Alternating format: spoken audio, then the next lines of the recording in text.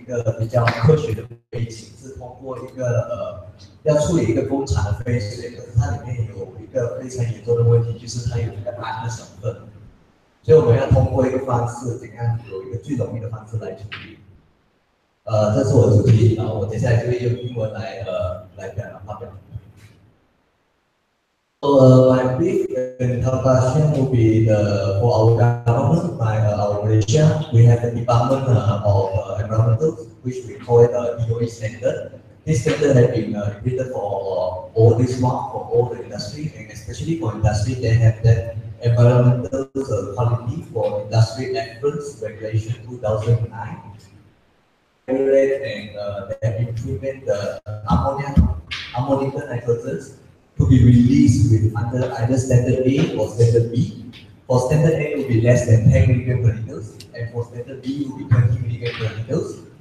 And for the method that I have been invested into will be the biological method, which is why I chose biological method is because of its cost effective and then it's very environmental friendly. So I will mention again the problem statement of my project. The content of the ammonium nitrogen, which I call it AN, is a challenge for most of the local industry here, especially gun industry, rubber industry. The benefit of this kind of industry, they have very high ammonia in their wastewater, is because the latex from the rubber tree they reserve in ammonia. This is the only way to reserve the latex from the extent of the rubber tree. And when you transfer to the industry line, this period of the medieval time, they need to preserve the ammonia, else the latex will be solidified and you will be able to use. So this ammonia chemical in the latex concentration, they actually become the residue in the downstream wastewater. So currently, most of the industry want to tackle this issue by using the common elevator sludge method, which they use also microbial treatment to treat it. But the problem is they have a very low performance, a very poor sludge settling, and their microbe is very low in the shelf life, and they have a very high sensitivity to the environmental changes. My research objective actually is my mission to improve the industry wastewater treatment system by reducing the ammonium nitrogen concentration. So three of my main objectives will be to characterization and identify certain kind of specific bacteria for the existing industry, and then to reduce this ammonia by using the existing bacteria in their plant, and then lastly to try to investigate for the optimal condition for them to remove this ammonia.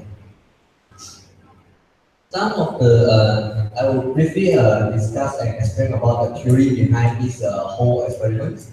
Biological wastewater treatment, how to remove ammonia. You can see here English 4 plus is ammonia in the water. It's a liquid form of ammonia in the liquid. So there is O2 and O2 is oxygen. So in order for NH4 to convert to all the way to N2, which is nitrogen gas, and to be released in the environment, there is several group of bacteria to be needed. They need to work together in order to remove the So my main focus here will be the first stage, which is the ammonia nitrifiers. They are the main soldier here to remove the ammonia. Biofilm, what is biofilm? Biofilm is actually, instead of letting the bacteria to free swimming inside the wastewater, it's better for them to stick to the surface so that they are more glued together and they are more strong in a group of matrix. So this is kind of the theory. So free swimming bacteria normally they will attach to a surface and then they will start to grow into a bulk of community of the bacteria, and finally they will detach and go for and repeat the whole route. So the advantage of using the biofilm by using the biofilm over the free swimming counterpart is they have a very strong resistant barrier. They can have more metabolic cooperations. They have a better facilitated zinc transfer so that they can survive better in the wastewater. And the problem of the current wastewater tank in most of the industry is that, like I said just now, that we need different kind of food or bacteria to work together. So now currently what they did is they set up several multiple tanks in order to treat as a home for all this kind of material. So it's a lot of the space to be occupied, and then it's a very high maintenance piece for it. So for my last objective will be optimization of the wastewater treatment. That I managed to pull out from the literature review is, for example, the treatment time period. For some of the industry, they have a very short time period, like 3 hours, some of them 6 hours, some of them is 24 hours. So we need to tackle of course, we wish to treat the water in the shorter time and faster time. Secondly, is the pollutant content. For me, it will be the ammonium nitrogen concentration in the wastewater. How high is the high and how low is the low? For us, we need to achieve standard B, the minimum requirement of the government, 30 milligram per liter. And for most of the industry, they wish to achieve the highest standard, which is standard B, 10 milligram per liter. And dissolved oxygen, which is the oxygen content in the water, is very essential because the bacteria actually consume oxygen while treating the ammonia. And then the dosage of the bacteria, how much you need to put in the bacteria inside so that you can take it with the time period. Next is the carbon source. This is the kind of is the food for bacterial growth to support the bacterial growth in the wastewaters. Temperature, of course, I mentioned here cyclophil, mesophyll, and thermophil. These different groups of bacteria, they grow in different kinds of temperature. Some of them can even grow at 0 degrees. Some of them need to be grown at 50 degrees. So different temperature, you will need different kinds of needs of bacteria. Lastly is the pH.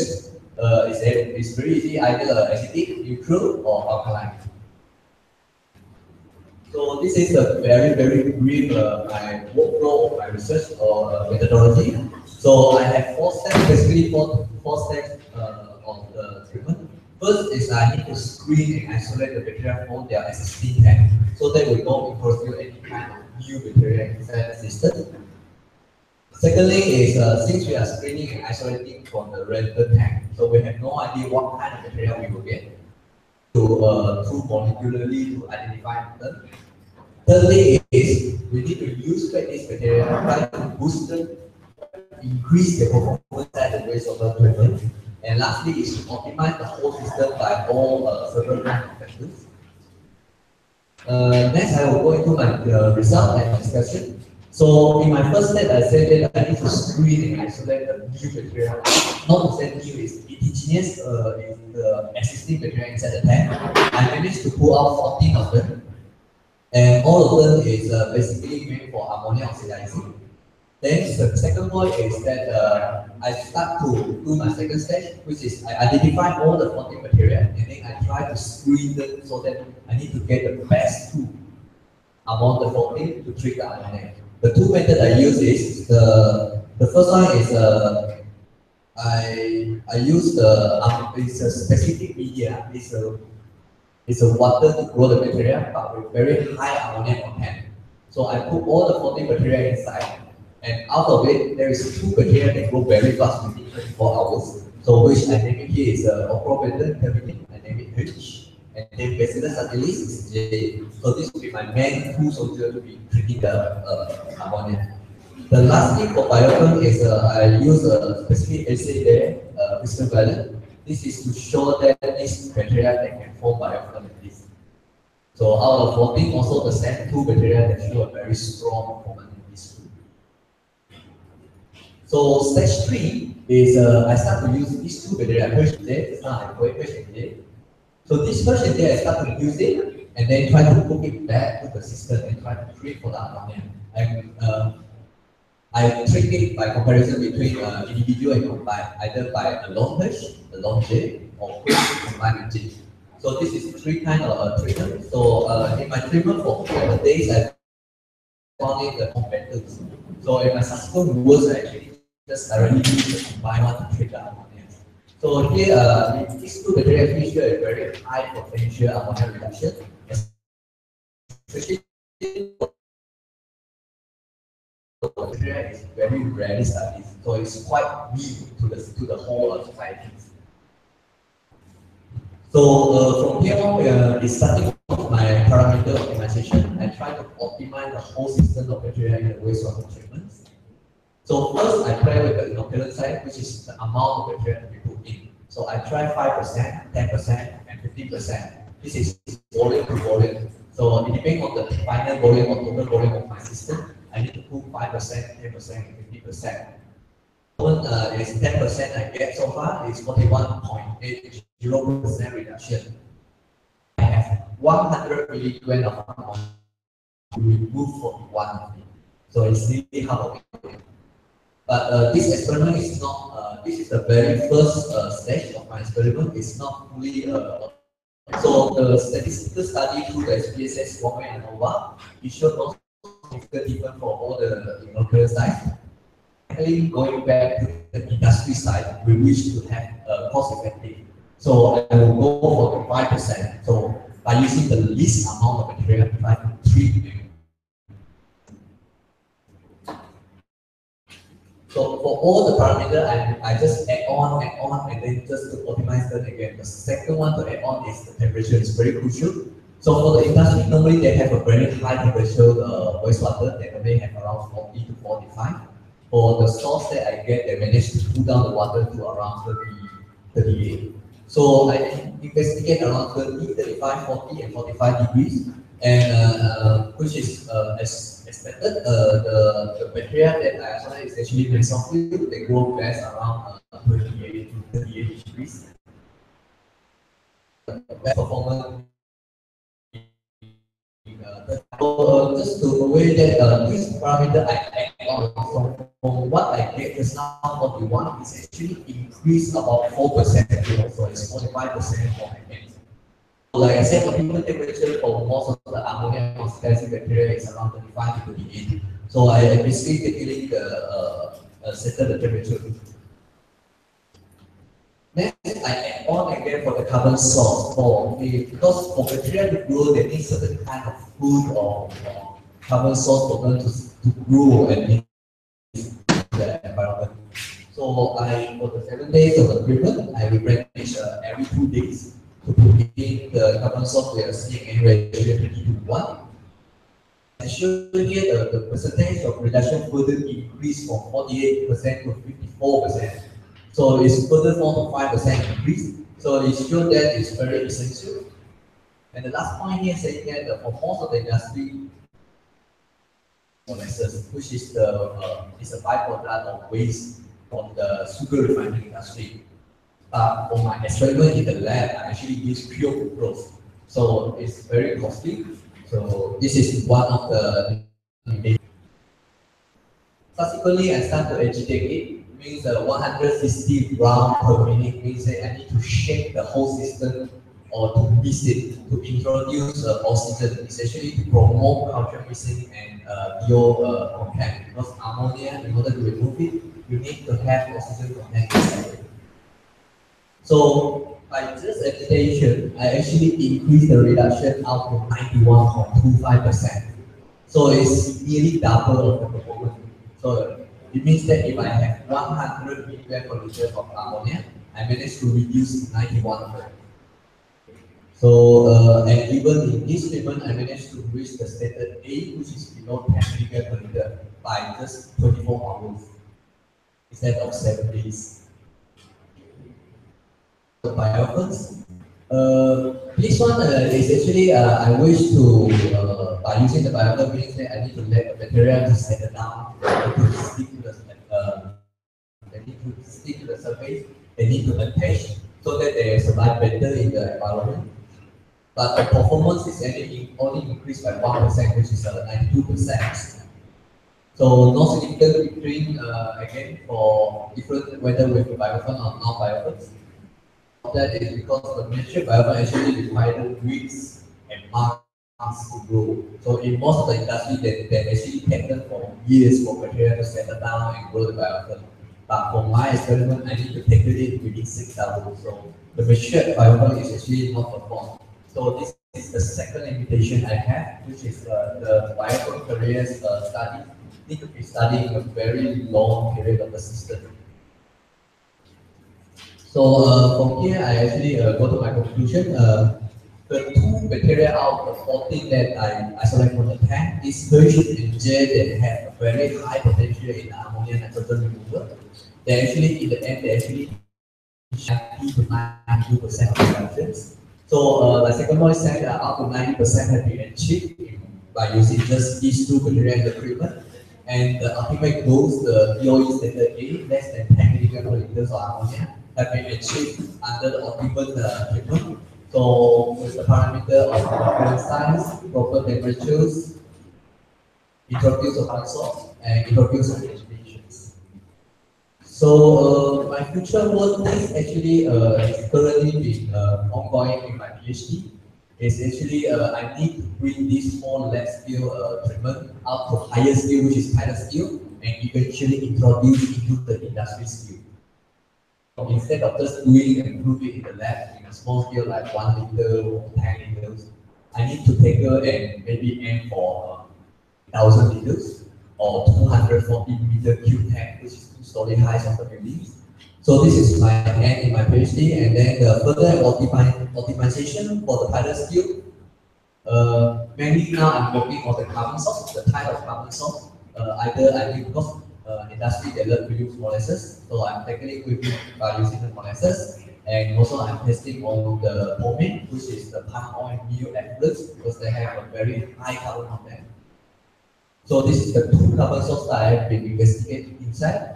And thirdly is the in-depth molecular study and specific genes in the bacteria that I investigate, which is H and J. So I wish to know more in the H and J because H is very studied. So it's very good if I can dig out more information from there and the background science in order to support my work. So with that, I actually done with my presentation. Thank you for your time and attention. Thank you very much, Mr. Lee. Your presentation actually your areas, so I'd like to ask about research method and platform. Have you done your proposal debates or? Yeah, this one, yes. Which level you are now? Actually, this one is currently, I think, is the last stage for parameter optimize. I need to further optimize the systems. Yeah, so you already could make your test already. I mean, you have done your test, your analysis, collecting data. Are you going to collect data in your research or just lab testing? Now I'm actually done with the lab testing. I'm currently testing on the pilot scale, which is 1,000 liter in the industry itself. Yeah. Can you go back to the problem statement? This is your problem statement, right? Yes. I haven't seen any references. Who said that there is a problem here? Where is your evidence? References for these problems. Yeah, I mean, you said this is your problem statement. Yes. Who said that there is a problem? Just to mention, because my research actually is being sponsored by the industry. So this industry, they are facing this problem now. So we also do all the on-site testing, inside testing, everything on their wastewater. Even I have a connection with some of the palm oil industry. Most of them they can manage to barely achieve standard B, which is 20, sometimes or maybe 22. So this is one of the problems for most of the local industry now. Learn the test palm oil, at least this year. They are facing this problem. Yes. They support the research down there. Especially the glove industry, they are this project is under them, so they are supporting it by providing all the raw material like the wastewater source with all the off ammonia content, and they are supporting. Okay, but how they discover that there is a problem? Because I think it's very recent, not more than 10 years, government have implied ammonia nitrogen inside the regulation. So from that point on, they actually purchase all kinds of instruments in order to measure the ammonia in their discharge. And they realized that the thing actually always achieve standard B. So this is the main issue now. And then, like I mentioned just now, for all these rubber land-based industry, they are forced to have problem with the ammonia because their raw material for their production line, they are reserved in the ammonia. And some in some stage in their production line, they're actually adding ammonia also in order to adjust their pH for the production. So all these things, they just go down to the lowest stream, which is the wastewater treatment tank. Very big greenhouse to treat it. Because for countries like Singapore and some very high developed companies, no problem because they can just simply use chemical treatment or physical treatment, which is very efficient, but it's very costly. So locally, they try to still achieve it by using the lowest cost. Okay, thank you, Robert. Last question. Could you please state your problem in one sentence to let us understand, because we are not specialists. We are not in your area. If you tell us what are you going to add, actually, what is your contribution? My contribution is I would just say for the moment will be locally industry. For those old industry that have wastewater with the ammonia problem, I wish that my system with the current indigenous bacteria, which is not modified, it's not genetically modified, it's natural bacteria. These two bacteria that I use and investigate will provide a very stable and efficient removal of ammonia in your wastewater treatment plant. So with the optimal parameters that I specify for together with these two bacteria, these two things work together. I wish that we can solve all the industry, those wastewater with the ammonia, they can remove it down to, like I said, at least standard B, at least standard B that you can achieve. But I'm still working so that we can achieve even standard. Thank you. Any questions from the floor?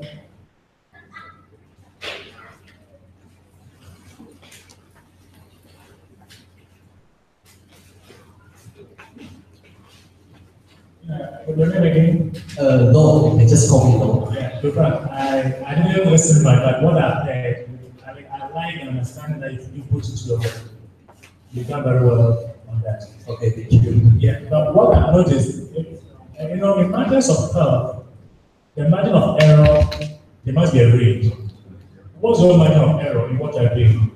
You mean for all the parameters and the range? Yes. Different parameters actually they have different range. So all this range I actually get from the literature review. So for all the other papers, all the other works that other people have did, I actually aim for the lowest range they try and the highest end they try. So I actually trying to optimize within the lowest range someone can test, highest range someone can test, so that I will try to optimize to see which line along will be the best for all things. Yeah. I'm asking this question because when it comes to health, issue of human life, the margin of error is mostly between 2 and 5. It can even go to 900, but mostly can't get 100. So you're looking at 98 to 100. But I can see you have 95, 90, say 85, which is too high. If you can break it down to around 90, let's say 95 to 98, it's human life, right? What I'm talking about is the application will be on human life. Okay, yeah. I mean, human life, when it comes to health, the margin of error is mostly supposed to fall within 95 to 98, 100. So I've seen 85, which is too high of margin of error. So if you can go for the low, like 95, 98, they are going to very low. You mean the p value less than 0.0? Yeah, because 85 is, because assuming you test 85,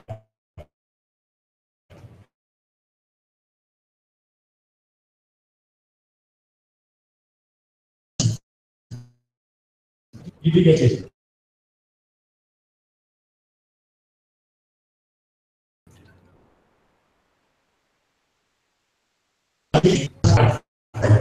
And the margin of error is so small. The best. But I see 85 in some of your margin of error. 85. Yeah, because that's what I said, 5%, 10%, and 15. Oh, that is actually the inoculant size. I mean, the amount of material to be hanging in the system. Yeah, that's one thing. You get the 2% of money, you can go to one of your test house. Look.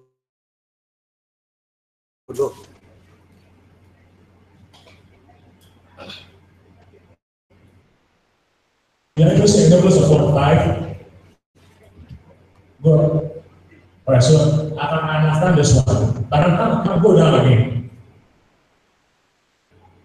No, you go down.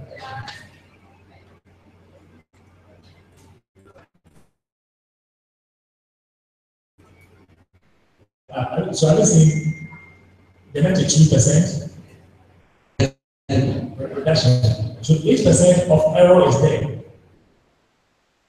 Percent of error, you mean percentage of error for standard error for this? There's 8% of error. I've noticed that. We will have 92%. 92% reduction. Yeah, actually, this performance means that reduction rate that unit is removed. So let's say if I have 100 milligram per liter ammonia inside, after treating with all the parameters, 2% of it. So left is still left 8 milligram per liter. So yeah, that 8%, if you can go down again, you'll be good. because the thought is human life. I just assume I have 100. So now they actually have around 20 milligram per liter of ammonia, not 100. So when you go 92% out of it, so it's around 2 to 5 milligram, still 2 to 5. Yeah, but in human life, you must target 99 upwards to go up. Because more than 99. Because this one is for industry and it's in the effluent of the wastewater treatment. So in the end of the day, the industry, they will discharge this water into the environment. I'm more concerned of you that that remaining of the minute ammonia that released to the environment, they will affect the aquatic life. The first victim will be the aquatic life, and the second will be the human beings. Okay, that's Any more questions?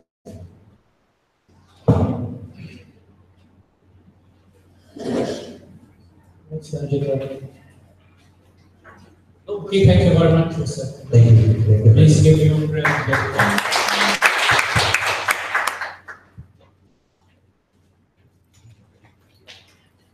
Okay, guys, I think you need to be engaged more. So we are waiting for, let's say, everyone to give us more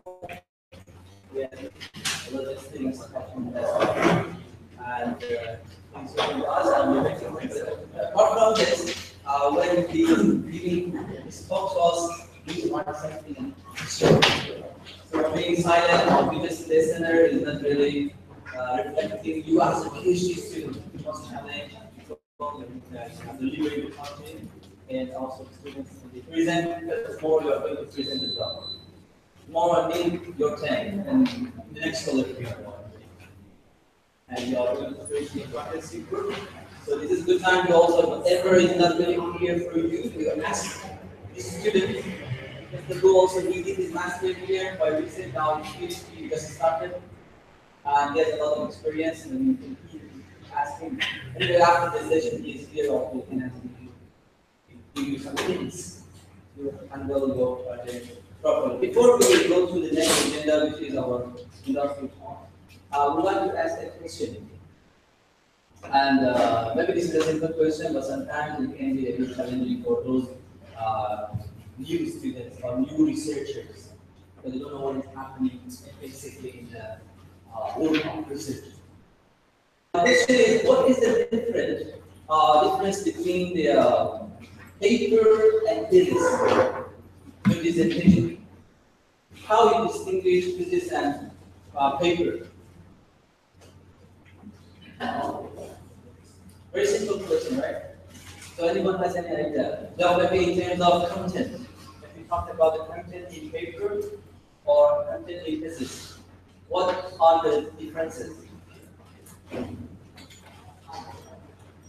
You students do the best stuff that you research.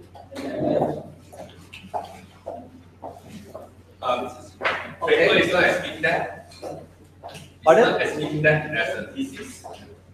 I don't know, just looking at guess. Okay, just want to know whatever there is in their mind about these two thesis and paper. I thought paper may not be as in-depth as thesis. That's very. How about the content? What do you have in thesis? And more summarize the paper. Sorry, no idea. I just guess. Okay, any new students? Other pictures you. Okay, my friend from China, do you have an idea? One of you.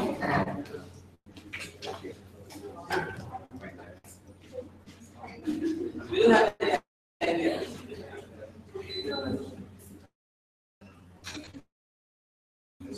You answer the question. You select someone like pass the partner for to him or her. I want to engage you to this section.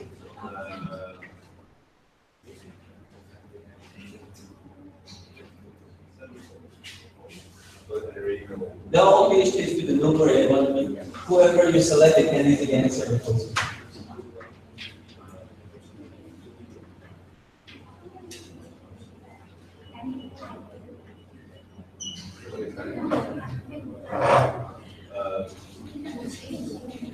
Maybe the more vocal student from Africa. From Africa. Who is from Africa here? Please raise your hand. Oh, this name. I don't want to that. Yeah, I don't want to try out. Yeah. Don't worry about it. The answer is correct. The correctness share everything. So the question is, what is the difference between the paper? Because these are two approaches that you are using more than that. Your thesis and the paper. What is the difference? In terms of content.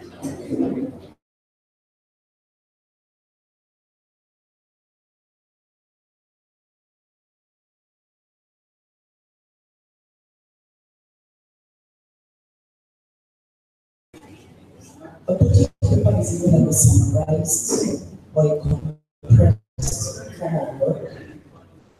Thesis is work that takes a longer period of time. Okay, how about this?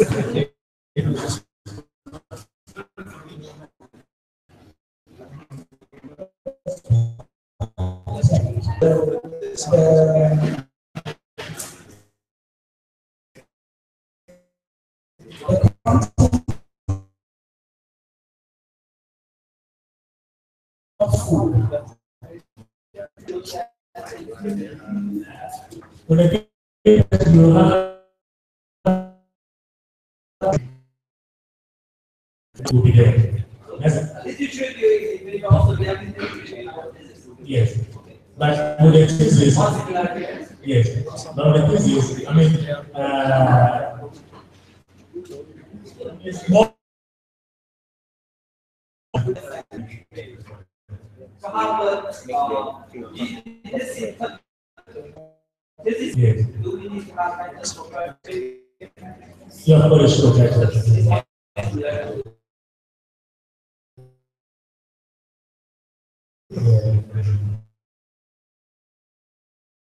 so how about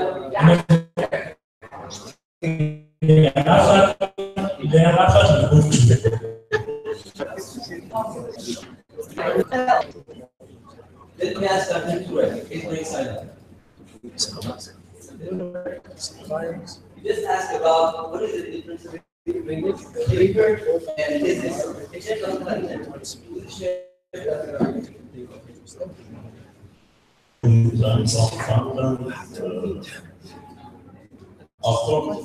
is the more extremely complex. Is that the correct is our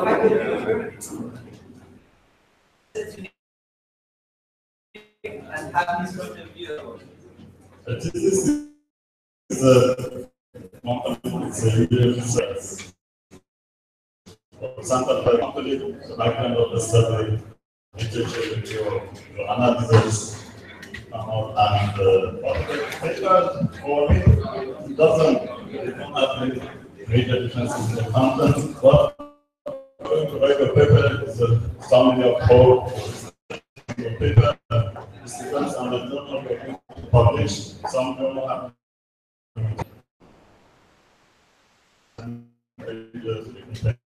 so you have to how you summarize and write in a paper. I think differences between them and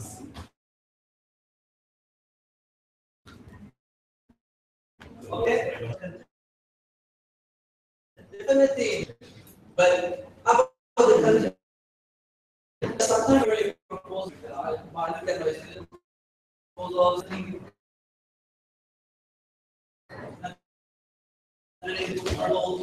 This probably have 5 or 6 chapters.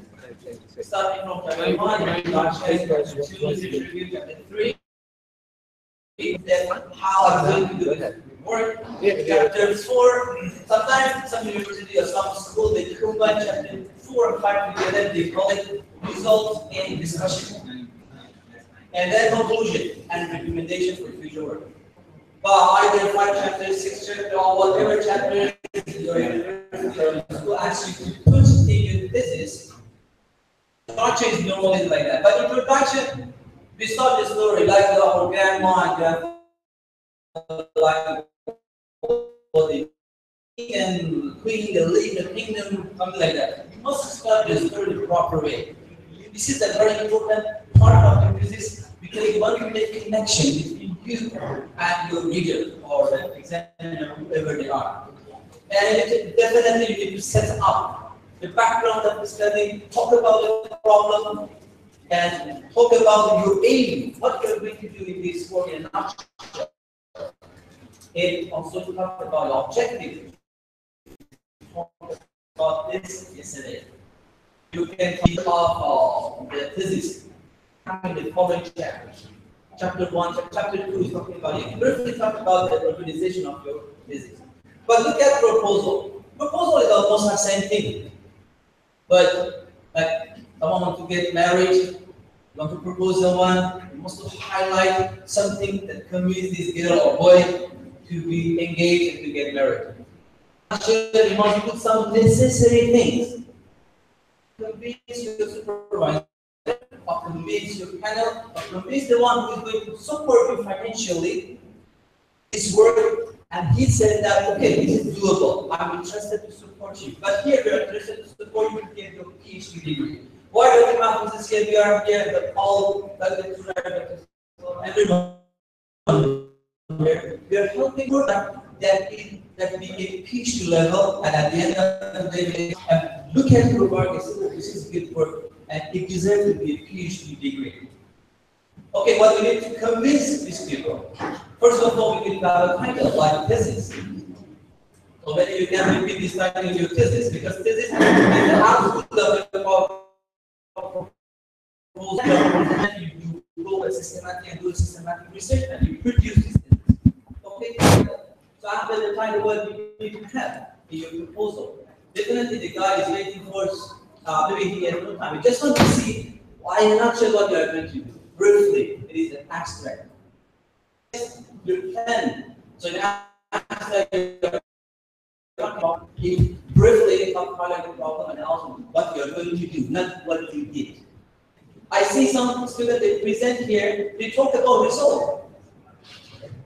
How you have result? You have started studying. How you have result? You can say results. So this is one difference between proposal and thesis. In thesis, we have real result because we did experiment, or we did a study. But a proposal, we can say, I'm expecting to have this result. So expected result. What else we can have? Do we need to have aim and objectives in our proposal? Yes, for sure. Because those guys must know what is our plan, what is our aim, and how I'm going to do this work. Methodology. Do we need to have methodology? Yes, when you come to me, you want to say, hey, I want to do this job. I will ask you how. After you convince me this is a problem, that this is a good thing, I'm interested in it, I will ask how. So we need to have idea about how. Is it really sophisticated how? The answer for this how? Well, we can say 50%, 60% if you are having view about what you are going to do is enough. That is the proposal. The other thing you will get along the way, you will get experience. You are traveling from here to, for example, Colloquium. It's very far from here, almost 9 hours of driving. You have your car, and you have the plan, you know how to go there, but along the way maybe something happens. Things you will face along the way, but the good thing is you have the road in your hand. You can easily pass them home. You can easily change your way. So this is you are driving this vehicle. So don't worry about that, but at least I know where I'm going to go, and I'm going to be there. So that's good. So we need to have methodology. So for methodology, we need to have two things very important, which is how we are going to collect your data, how we are going to analyze your data. What else? Two more things. When I present my proposal, I need these two things, but normally I don't put these two things, but at least one of them in my thesis. Which is these two things? Which are these two things? Anyone has any idea? Two very important things. It is in your proposal, but it is not repeated in your thesis. But if one you repeat, which is timing. Your Gantt chart. Your supervisor, you must know time by time where you are, what you've done, what is your milestone.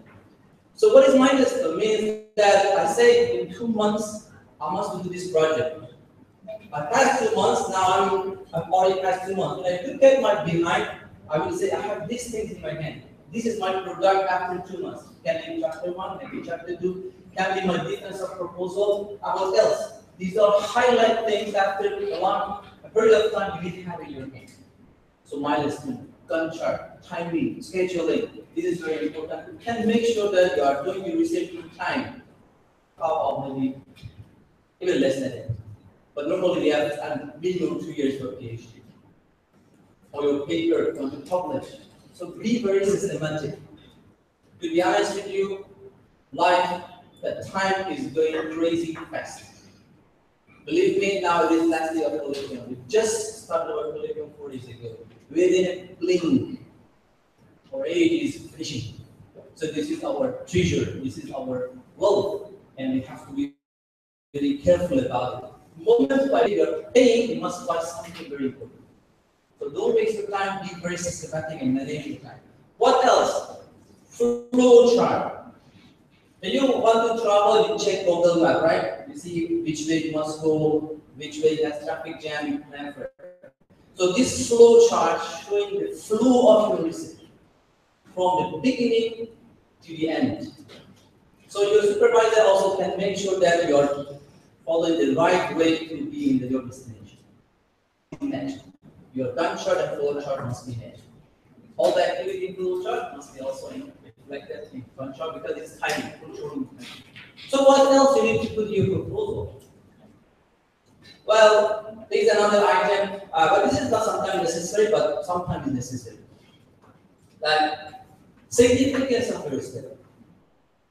Sometimes people, they talk about significance of a study proposal, they talk about what I'm going to present, like how many papers, how many index ISO journal, how many things I'm going to. Sometimes they talk about the impact to society, how much money my government can save, what kind of thing I can bring to society and have this type of benefits for the society. Here we can say exaggerate about and highlight about the value of your work. When you apply for a grant, the significance of the study, the place that people they say it is good work, and I'm going to buy this more for that. So that also maybe sometimes very necessary, and it's not just something you put some wording and still very lazy for significant study. For thesis, for your proposal, anything you need to refer to others' work. I'm not now, so definitely whatever I see is not mine. I'm just observing, I'm just reading, I'm just listening, I'm just maybe hearing from someone. So this is literature review. Because I heard the question, we have chapter 2 in our thesis, which is literature review. Do we need to have our literature review in our first chapter, last chapter, introduction, discussion, results on? Whenever you need to refer to someone to support your idea, to support your words, definitely you must put. But chapter 2 is a systematic work to review others' work. Why do we need to do chapter 2? We have already set up a problem.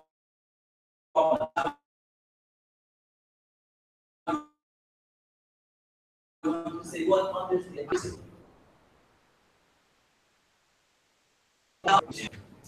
This problem. So don't forget, chapter 2 doesn't copy and paste from somewhere and just assemble it. And it's not a chapter 2. Chapter 2, you must have to plan for it. Through chapter 2, you're systematically reviewing whatever other researchers like you have done long ago or recently. It must be updated, not very old references you put in chapter 2. It is one thing the examiner will look at your thesis at the end of the day. They look at your studies going on, or it goes back to 2 years ago, all the literature you've reviewed.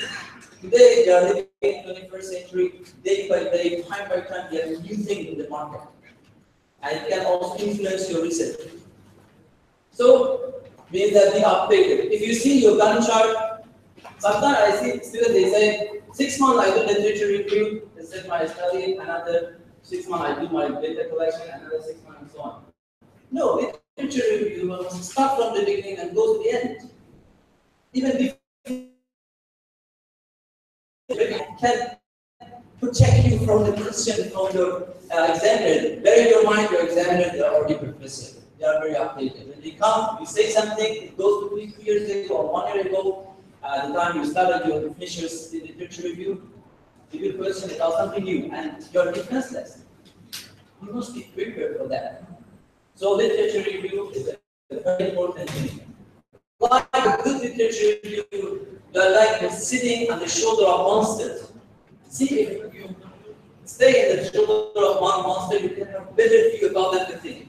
You can see everything, all the landscape.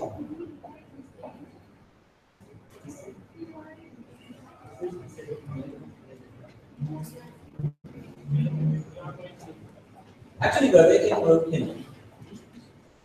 So our guest is here, Mr. Adrian. So my friend, definitely the last part is references. Whatever you say, you must have references. What is the point for complete references? It shows that you are not taking something from the sky. It exists.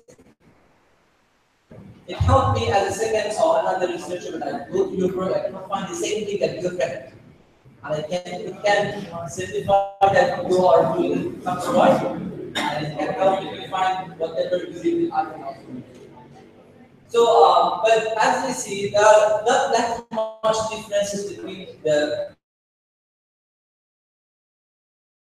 But in paper, abstract, introduction, talk about the problem and so on, and the methodology you use, and also you must present your result and discuss about the result and the conclusion or any recommendation. Or sometimes people use acknowledgement. Maybe you have the financial support from somewhere, or someone help you in this project, you appreciate them, and the acknowledgement part. But the last thing is about this discussion and result and discussion. Sometimes students are confused about these details. Result itself has no meaning. It's just you're presenting what your analysis, output of your analysis, right? The meaning of these figures, graph, table is the thing that you must discuss about it. Why this graph is going up? If you just present this graph itself is not enough. It cannot convince your reader that it is something special.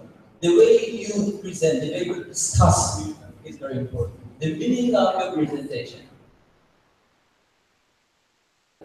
Sometimes when you do your research, you do literature review and have some others work and you review them. They have, for example, the output is X. You do your research, your output is Y. And you got scared. You say, how? My result was totally different from those results. So I did something wrong. I really have very stressful time. So don't, if you did the work properly, don't be stressful. You must find the why. What is the reason that my result is different from the other? Do not be defenseless. Do not suppress your output. Maybe you are right. Like the example I've given you yesterday, you are doing a study about brand image. So definitely, some people are very keen to have a good brand like Apple. They don't have MacBook instead of other brands, or some kind of clothing brand, right? You do the study, for example, high-income country. Maybe this is very important for them that it can be intention to purchase. You see, you have good brand, the purchase is high, the rate of purchase. So you are making a study in low-income countries, and you see it is totally different. The brand, people they don't care about it, and you are stressed with my result is not like that result. My graph is down, then graph is up. So what I can do? It is disaster. 2 years of my study done already. So, but the reason is those low-income people they just want to have cheaper car just to survive. They don't care about what brand it is. So these are the things you must discover from your work and highlight it. Anyone interested to add something to my comment and Dr. Hamid? Do you want to add anything? We're waiting for our guest. I'll use this time to share. Any of you have any questions? We have already 4 doctorates here, and if you have any question, you can ask them. Question? Okay, good. So again, I would like to highlight for you, please, when you are when Adrian is here is presenting, take a note, and at the end, question me. Be engaged more from what we, honestly, even in other universities, we're going around a good university. The other university, PhD student, normally university leave them alone. You are fully alone. And these sessions, Colloquium, this industry talk, these talks, and even training you provide is unique. Please use it. We have got a lot of before time to provide this environment for you all. And this is the time to get the catch the fish. The river is already ready, the fish is there, you just catch it. Any question? The last word? I want to know, must an expected result for all theses be achieved before the thesis is validated? Okay, the expected result is to observe on the right? About the brand image. You have read a lot of literature, they say that if you have a good brand, your selling point is high. So this is what you expect. The result is different. So this is the real result. Maybe this is the same result you achieve, or maybe this is the different. This is the question you must discuss about it. But how you come up with the expected result is not very you, because we look at others. We did a literature review, we get it from other similar works. So you can say, I would expect to have this result. Okay, thank you. So I would like to welcome President Professor Kumar and also Professor Salva. They join us. And ladies here, as I said, please, everyone, when he is presenting, take a note from his book, make question. I want to see today different environment. Yesterday we had a brilliant speaker here. But few questions, all questions came from our lectures. What this session is for you students, basically, not for our lecture. I can support you, but you make your own question and please distribution. Yeah, what happened? While we are waiting for AD to come in, so I just want to, first of all, a very good morning to all of you. While waiting for AD to come in, let me just tell you that this whole session about this colloquium is all for the students. And we want you to gain the best out of these so-called speakers that we bring them in as the industry experts. Right? So please be prepared. As you know, the profile of the speakers that we shared with you. You know the profile, and you should be able to pose some questions to them that you find that maybe the academicians cannot answer. Yeah. So the industry guy will be able to address those questions. So since AD is here, let me make the introduction to AD. AD, he as my boss in Intel Technology. When I joined Intel in 1997, he was my first immediate manager. And during that time itself, he was already in Intel for many years. Yeah. And he was in Intel up to year 2008, 1999. And then he moved on to other industries as in logistics. And then he moved on to take up supply chain group and managing a couple of factories in the capacity of supply chain director. So he has got many years, maybe cumulatively 30 years of experience in logistics and supply chain. Supply chain for the electronic industry, E&E, I think he's one of the pioneers not only in Penang region, and he's only in KL for the last maybe 10 years, 17 years in KL. So not only, so throughout Malaysia, if you say supply chain, and if you say ADIDA in E&E industry, it's all of it.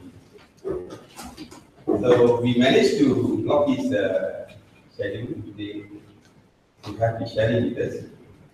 And the purpose is actually to get our PhD students to speak rather than just reading through academic books, literature, research papers. We want our students also to have a feel of what is actually happening in the industry today. And my friends from China, I know some of you are also looking into this area of supply chain and logistics. The best opportunity that we have. Take note of the sharing, and if you have any questions, feel free to post those questions. And if you are not able to take it up now, you can even write and give it to Dr. Reza, and Dr. Reza will connect with the AD to get back to you. Okay? So without further delay, I'd like to call upon AD to present his today. People will follow my yeah.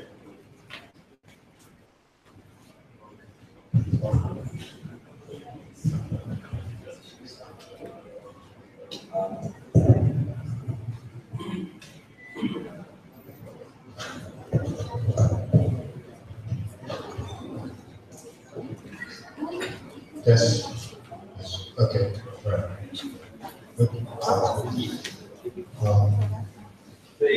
Yep. Okay. The slides are up. Good morning, everyone. Good morning. Okay. So it looks like we have got a nice pillar right in front. Here we've got people on both sides.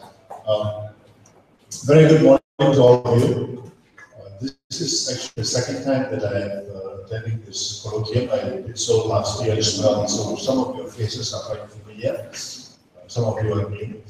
Thank you very much, Professor Craig, for a very nice introduction.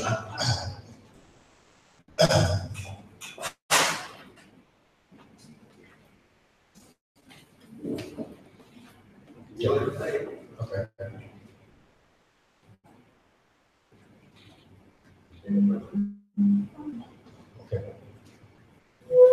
Okay, so the topic that I thought of to share with all of you this morning is something about strategic thinking.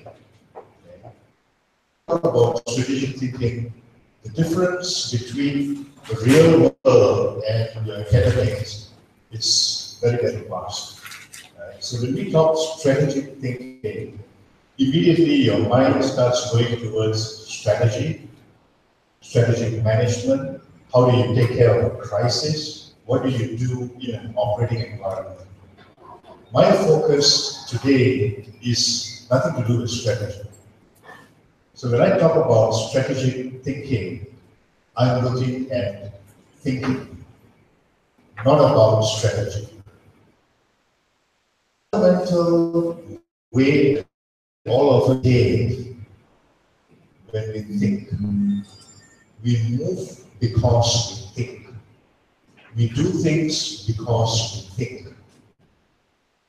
The way we do because we think.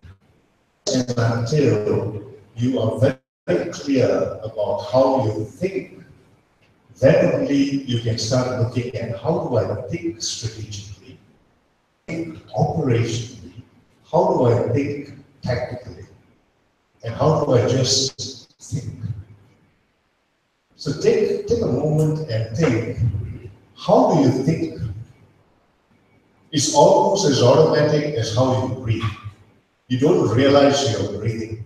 The only time you even think about breathing is when you go to a doctor and he puts the stethoscope on your chest and says, breathe deeply. That's when you think, I need to breathe. The rest of the time, it just happens.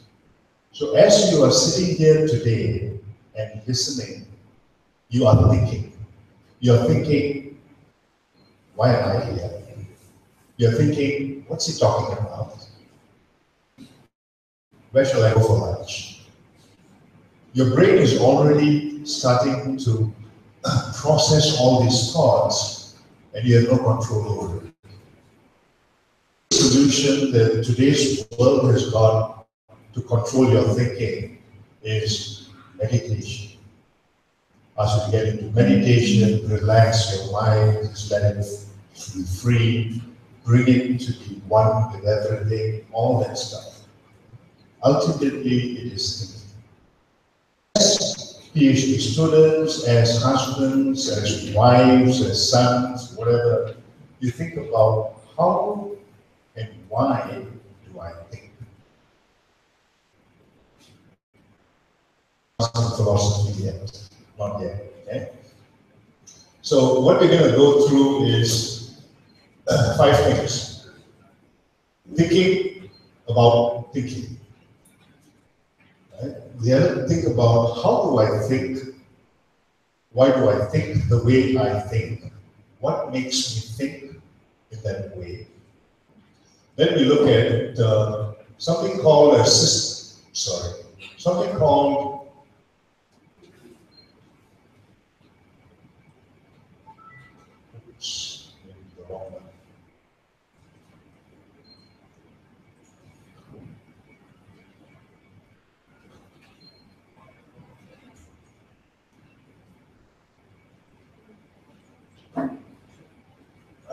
something called System 1 versus System 2. Okay. These are not operational systems, these are not production systems, but these are systems as to how people think. Then we look at tactical and operational, with a little bit of chess, WIIFM. Anybody here familiar with what WIIFM is?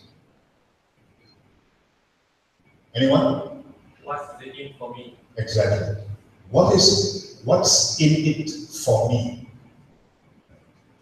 And then we'll have some Q&A.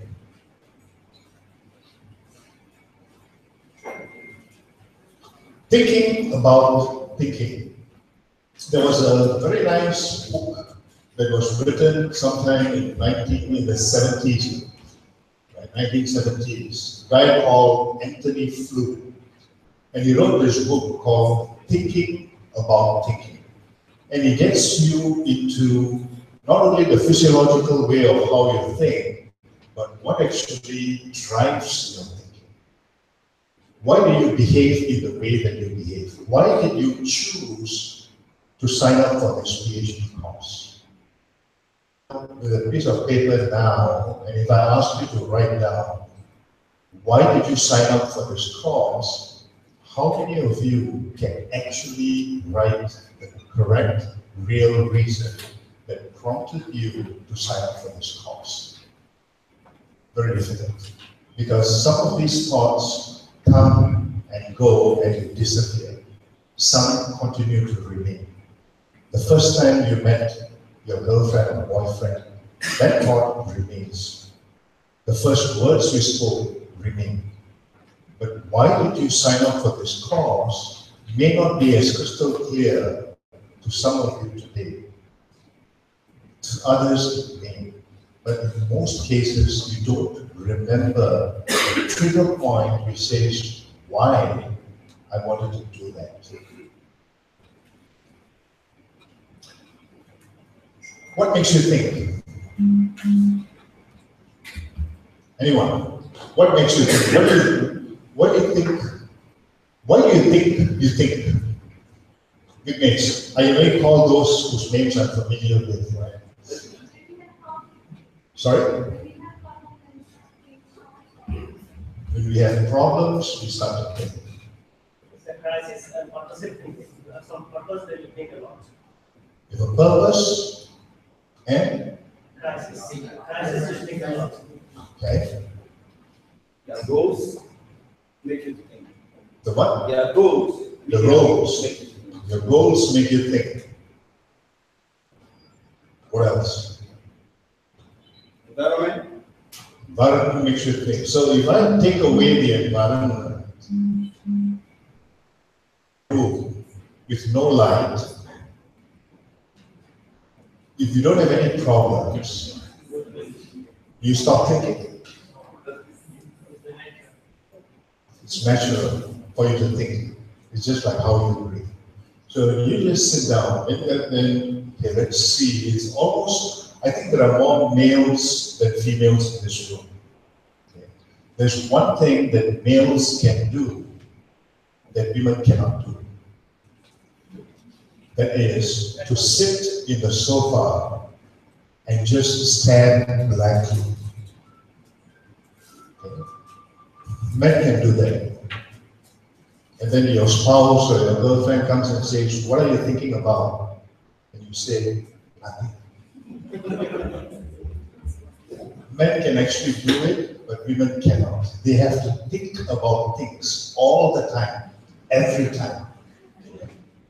So like one of the things Vignesh is thinking about is, where did he buy this black shirt? Probably overthinking. Overthinking. To get over-involved with everything, from the person to the environment, to the activities, to the movements, you know, what they need to do tomorrow, what they need to do the day after, what to cook for lunch. All of these thoughts starts coming in. But for men, you can actually sit and stand blankly in space and honestly say, nothing. I'm not thinking about it. So actually, men do more meditation indirectly. But as you said, it's natural. Just as we breathe, our brain is continuously processing the environment. It's thinking about things that interest us. It's thinking about things that trouble us. It's thinking about things that we want to do, that we don't want to do, that we would like to do, that we hope to do. We're continuously processing all of it. And whatever that actually interests us stands in the forefront. That is why we think. A person who cannot think, just like a person who cannot breathe, is dead. Even if you go to a mental institution and you find that those people are behaving in a very, very different way, they are thinking. It's just that it's a thinking in a different dimension that you cannot relate to, but they are thinking. Homeless people who are walking around, disheveled, unclothed, matted hair, dirty, they are walking and talking to themselves. They're thinking, just like how they're doing. So when you understand that the thinking process is involuntary, just like your breathing, the thinking process is continuous, and it can be from any topic, anything that interests you. That is how you think. So you take the basis that thinking happens whether you like it or not. Even when you meditate and try to bring your mind still, you are thinking about wanting to be still. If you don't have that desire to be still, if your thought doesn't say, I want to be still, you're not still. So the fact that you wanted to be still is a thought. And the moment you have a thought, you are thinking. So all of us are born with that natural ability to think. What we think and how we think is secondary, but we all think, just like we all breathe. If you go to the Tai Chi classes, they'll tell you, or the yoga classes, they'll tell you, this is the way to breathe. There is a way to breathe. Similarly, there is a way to think. And how should you think? How should you think? What do you think? How should you think? Anyone? Make a choice. Make a choice. Make choice. Make a choice. Okay? If you don't need to make a choice,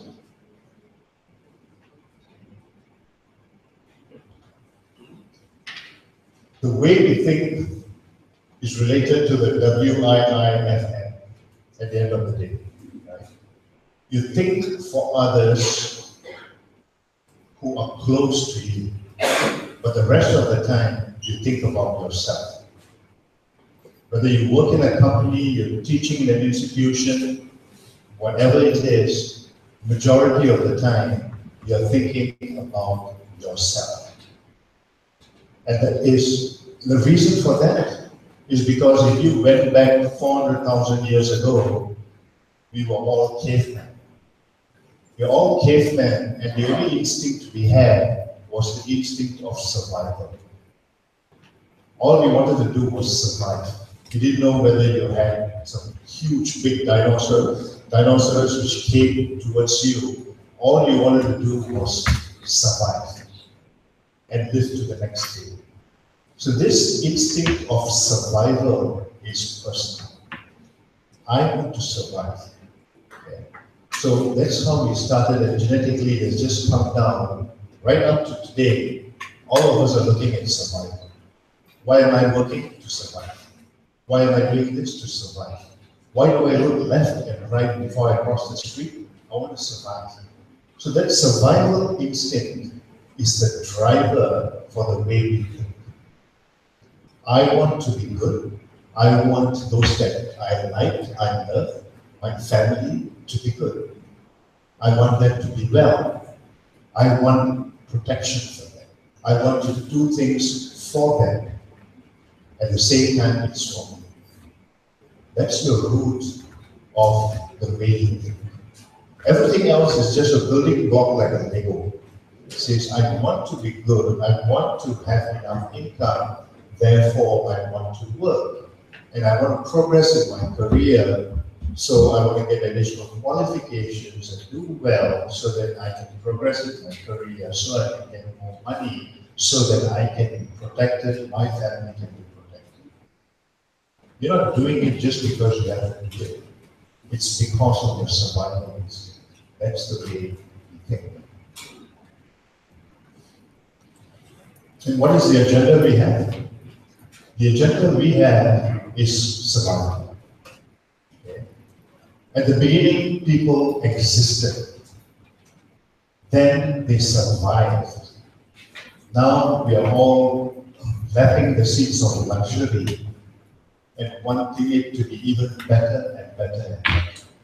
So our agenda is always, how do I get myself more comfortable? How do I feel better? I want to be happier. I want to do things that make me feel nice.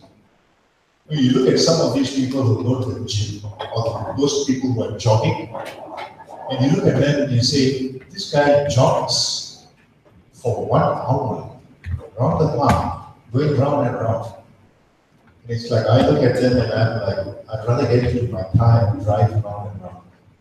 Why should I put myself through all this sweat, energy sapping, running around in the sun, okay, to compete in a marathon of 42 kilometers? Why do I even want to do that? They do it because it makes them feel happy. You don't do it because it doesn't make you feel happy. Otherwise, everybody will be jogging. I smoke. Is it good for my health? No. So why the hell do I smoke? Because it makes me feel happy. So I smoke. Okay? Cigarettes, not everything like that.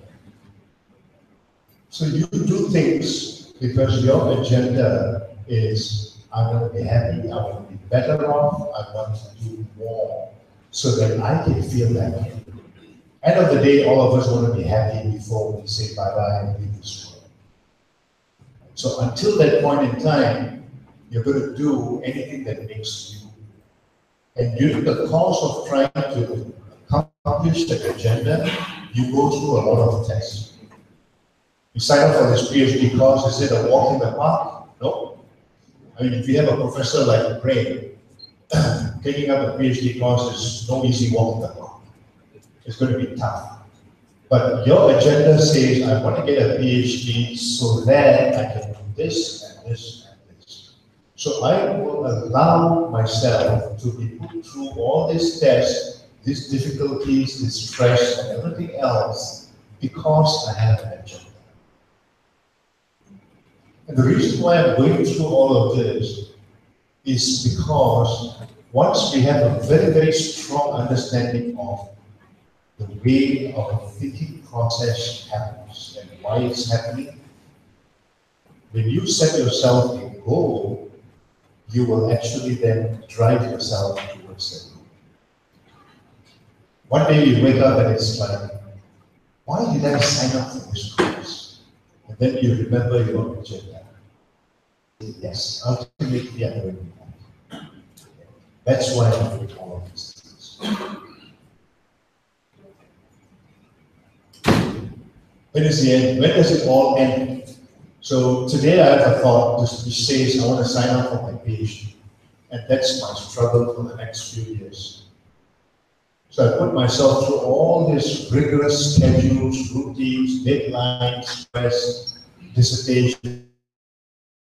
I do all of these things and finally I get a sheet of paper for PhD work. Is it the end? It doesn't end.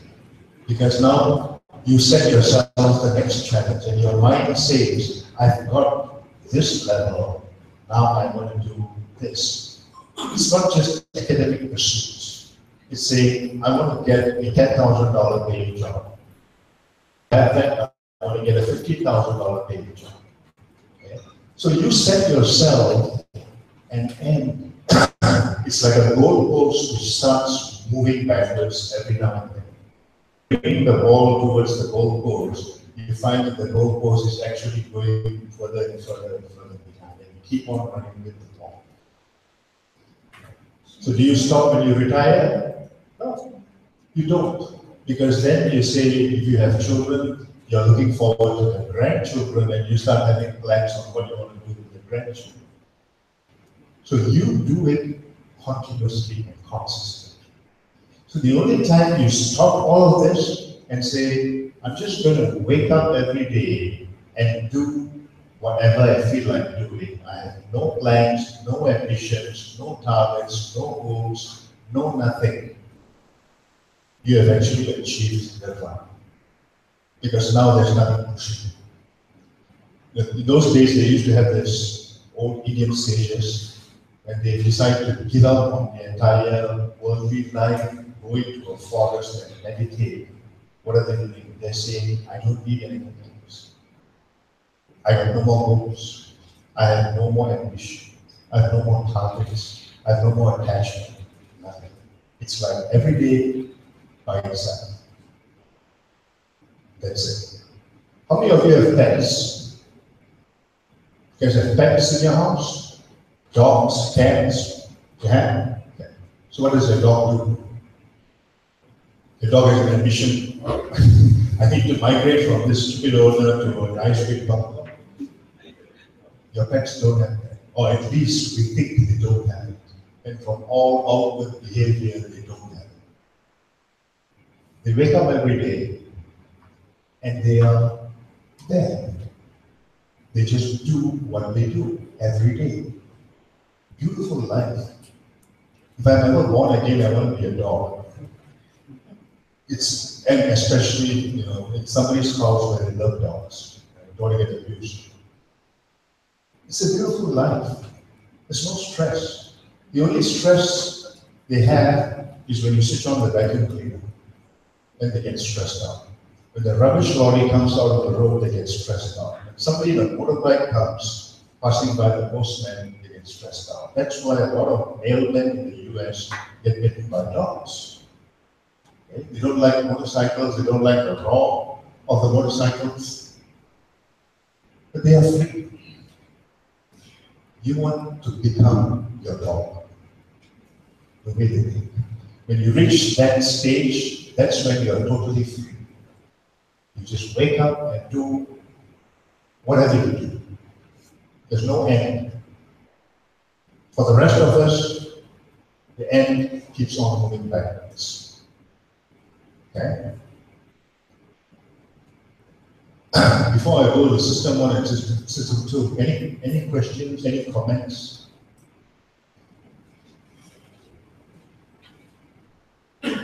Yes, sir. It's regarding thinking.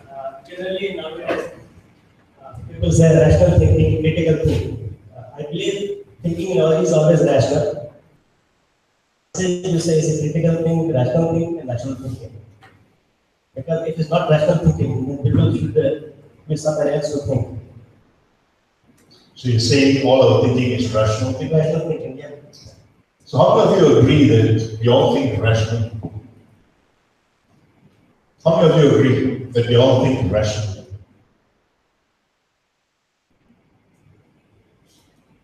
Man is the only being that is irrationally rational.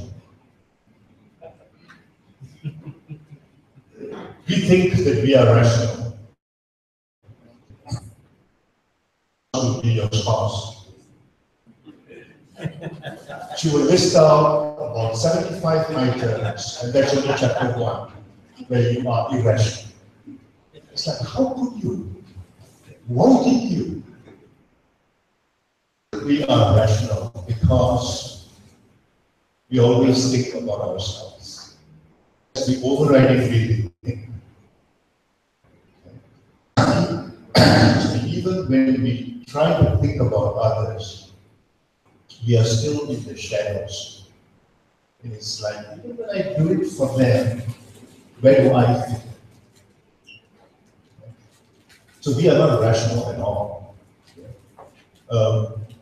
There are a countless number of things that we do that is irrational. Forget about the times when you were in your teens and your 20s. Even when you mature, all of us are mature today. And every other day, we do things which are absolutely irrational. But to us, it's rational. But to an outsider, it's not. So come to System 1 versus System 2. There's this guy, German philosopher, mathematician, whatever you call him. His name is Daniel Kahneman. Kahneman. Daniel Kahneman. So he came up with this concept about system 1 and system 2. Okay? So, what is 5 times 10?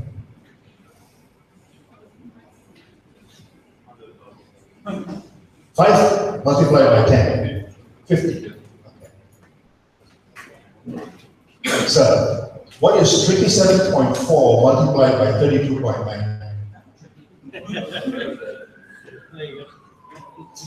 That's the simplest way of showing what is system 1 and system 2. So when the gentleman replied 5 times 10 is 50, that's system 1.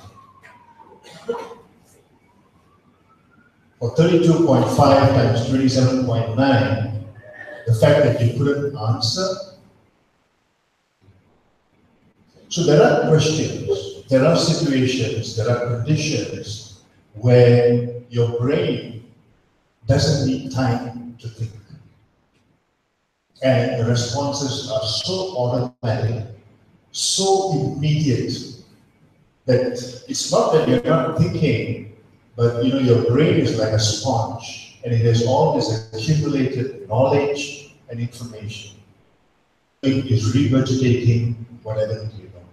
Because this is familiar, oh, I do this. In a car, in those days, you didn't have these automatic cars, you have the shift gears, right? From gear 1, 2, 3, 4, and then they had 5. When you started to drive, you had to tell yourself, when I start, it's 1, and then when it goes to 10 miles an hour, I make it to 2, then I have to change it to 3, then I have to change it to 4. When I come to a stop, I got to slowly reduce it, you tell yourself. After that, your hand just works by itself. Your leg presses the clutch. A lot of you may not even have driven manual shift cars, but your leg has to press the clutch, and your left hand has to change the gear when you're slowing down, when you're taking a corner. You drive for a certain period of time, it's an automatic reflex. What is that? System 1. You meet somebody, for you to say, hi, hello, how are you? Is system 1, because you don't need a prompting. Your brain already says, when I meet somebody for the first time, I have to say hi. I have to say, hello, what's your name? This is my name, how are you? Okay.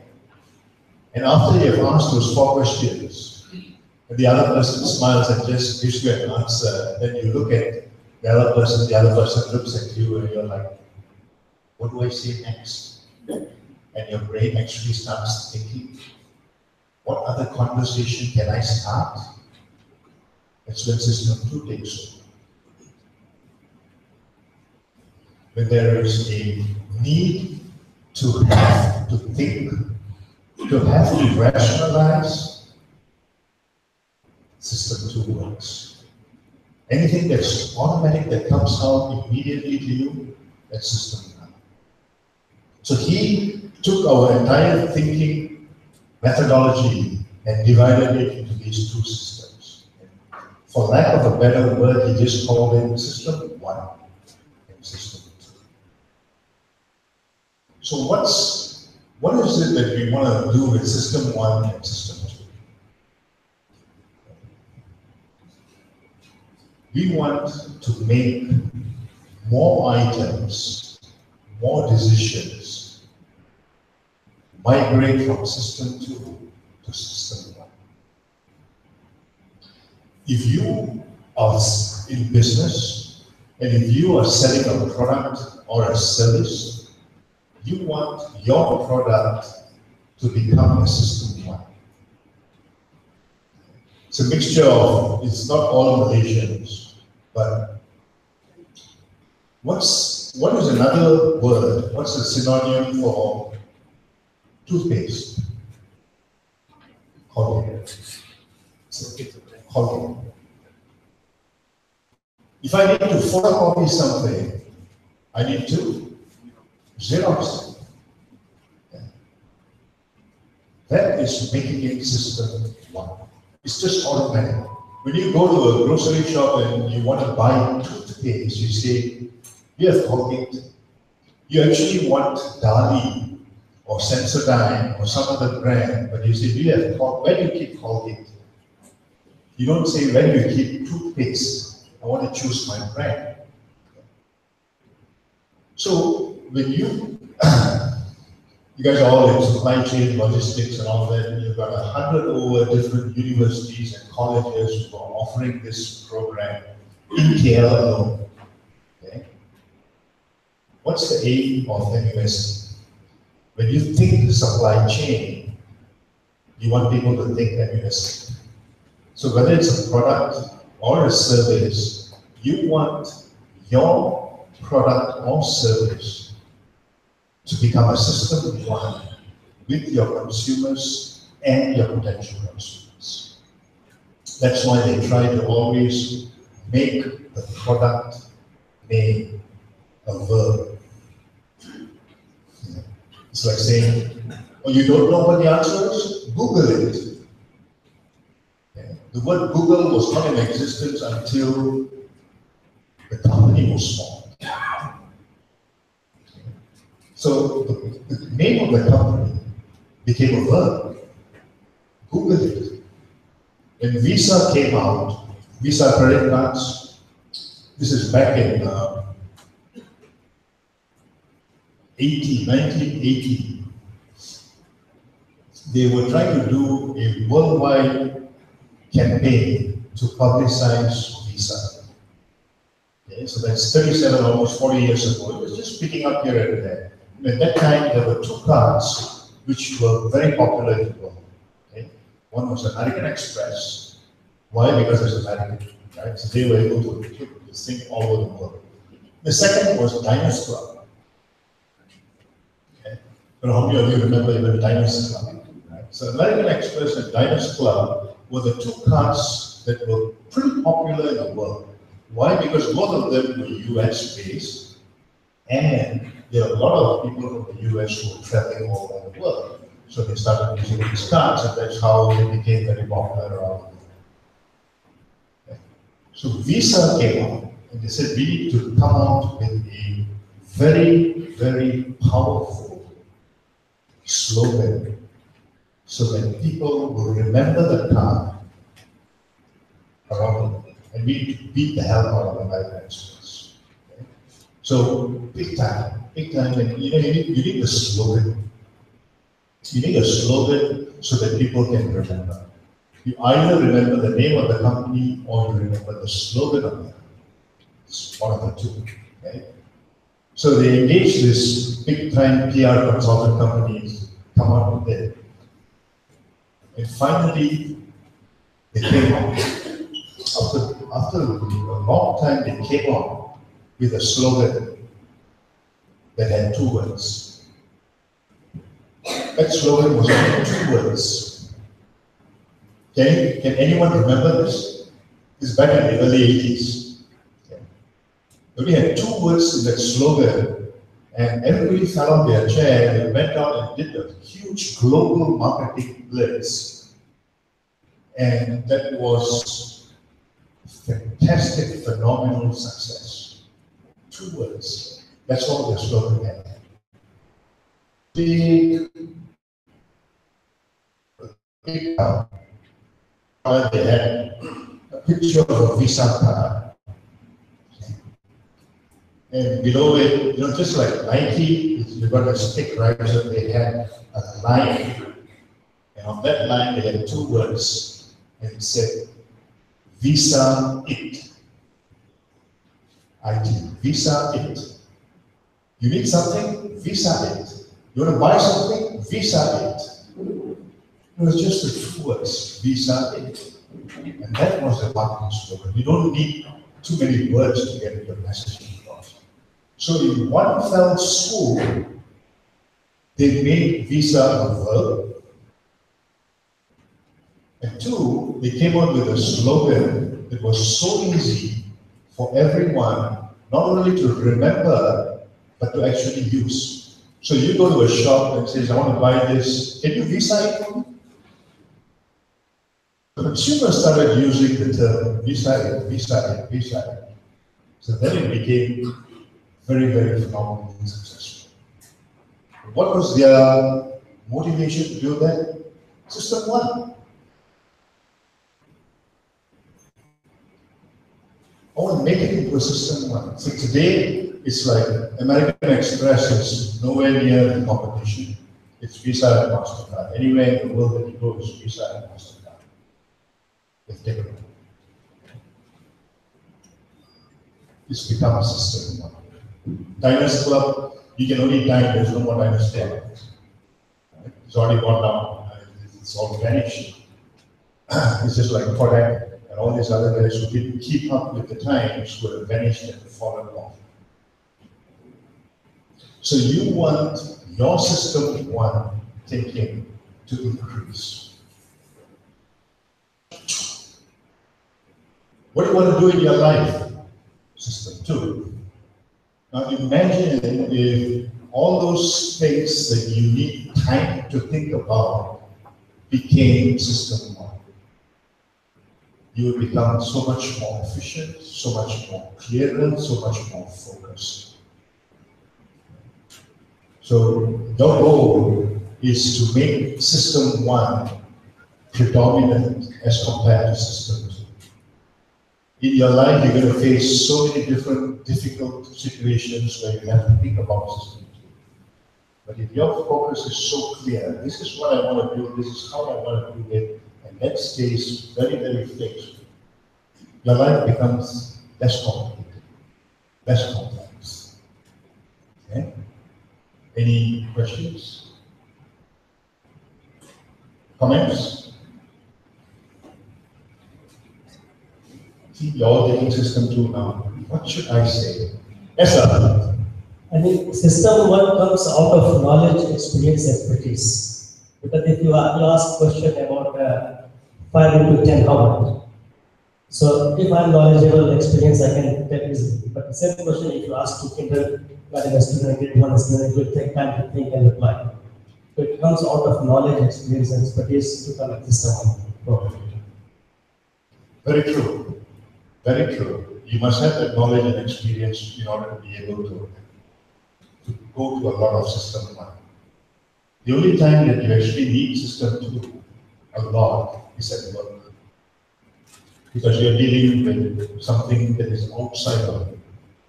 The rest of the time is thinking about yourself. What knowledge do you need about yourself? What knowledge do you, what experience do you need about yourself? Okay? You need to know about yourself. You're the only one who knows about yourself more than anybody else. So anything to deal with yourself should always be system. Because you're always thinking about yourself and your sphere of who you want to protect. So that should be very, very clear to you.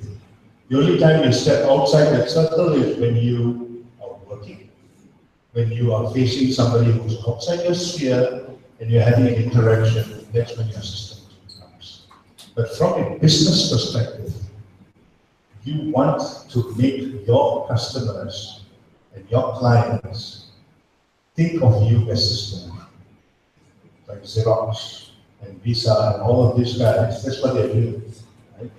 Yahoo came out earlier than Google, but Yahoo failed because they tried to do a Yahoo it didn't work, but a Google it worked for a different variety of reasons. But they succeeded to the point that Google, a seemingly meaningless word, except for the fact that it rhymes with a very, very high arithmetical number, numerical value of Google. Apart from that, it has got no other meaning. But now Google means search. And similarly, yes, sir.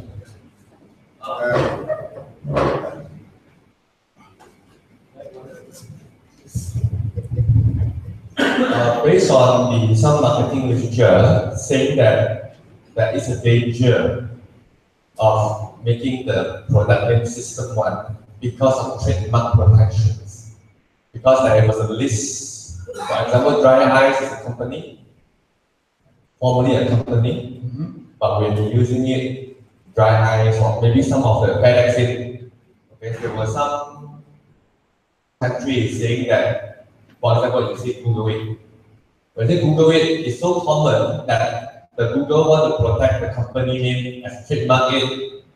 The legal system sometimes, sorry about that, may lose the trademark protection because they say that it's too popularized among the public that it's commonly used. So that is another school of thought that it's good to have system one. However, there is some potential limitation and threat. That's some comment. Thank you. Sure. Do you really bother about all of that? When you buy a magazine, in the majority of the world, forget about the US and some of the European countries, right?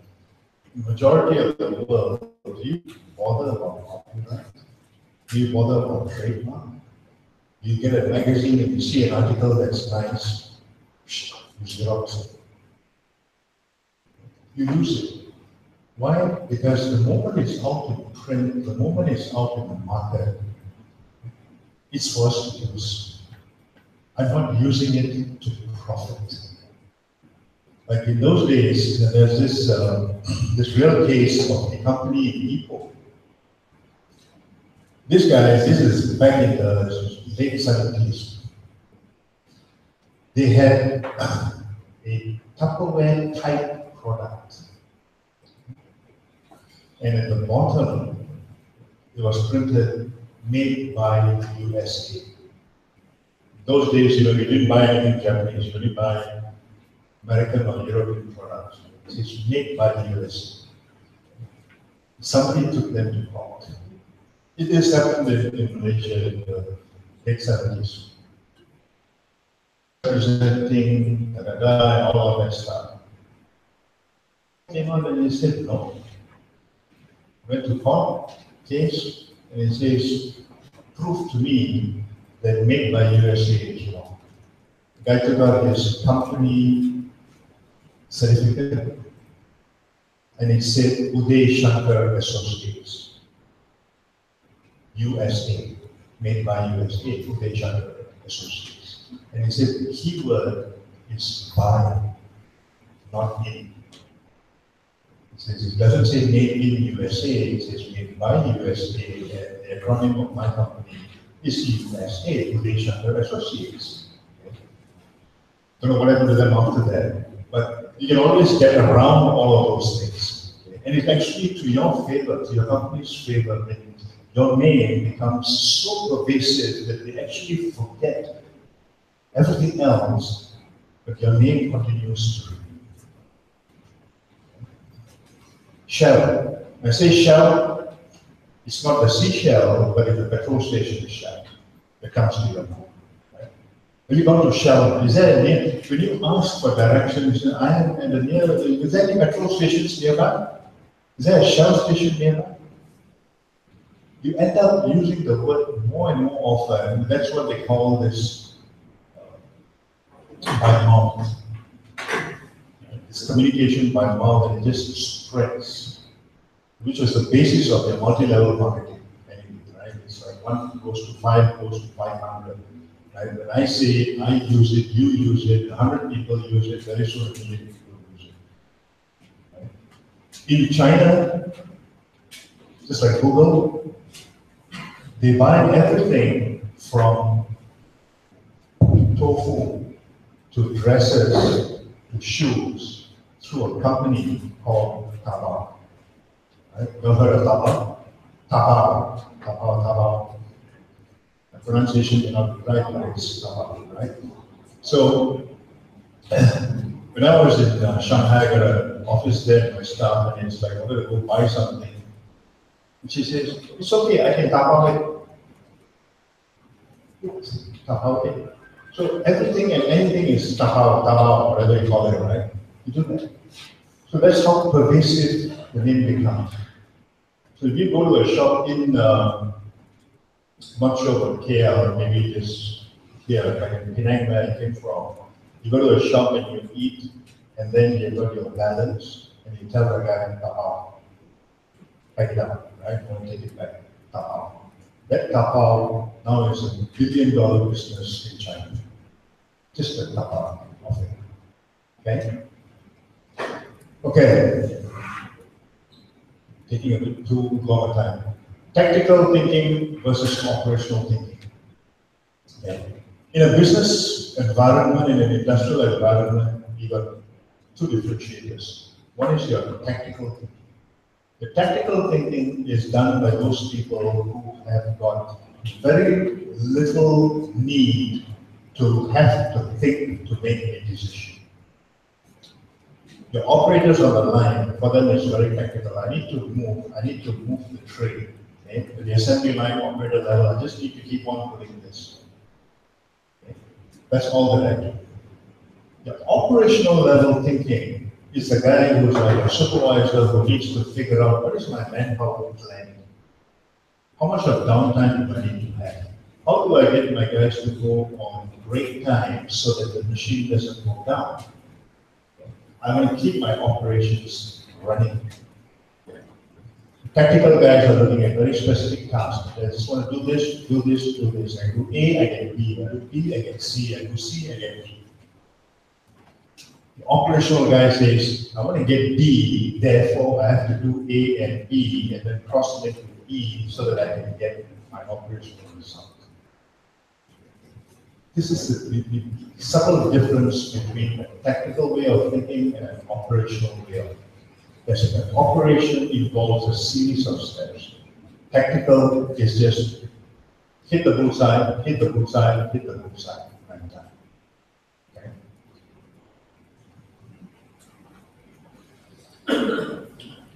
How many of you play chess? You guys familiar with chess? The game of chess? Wow, no one. No one plays chess.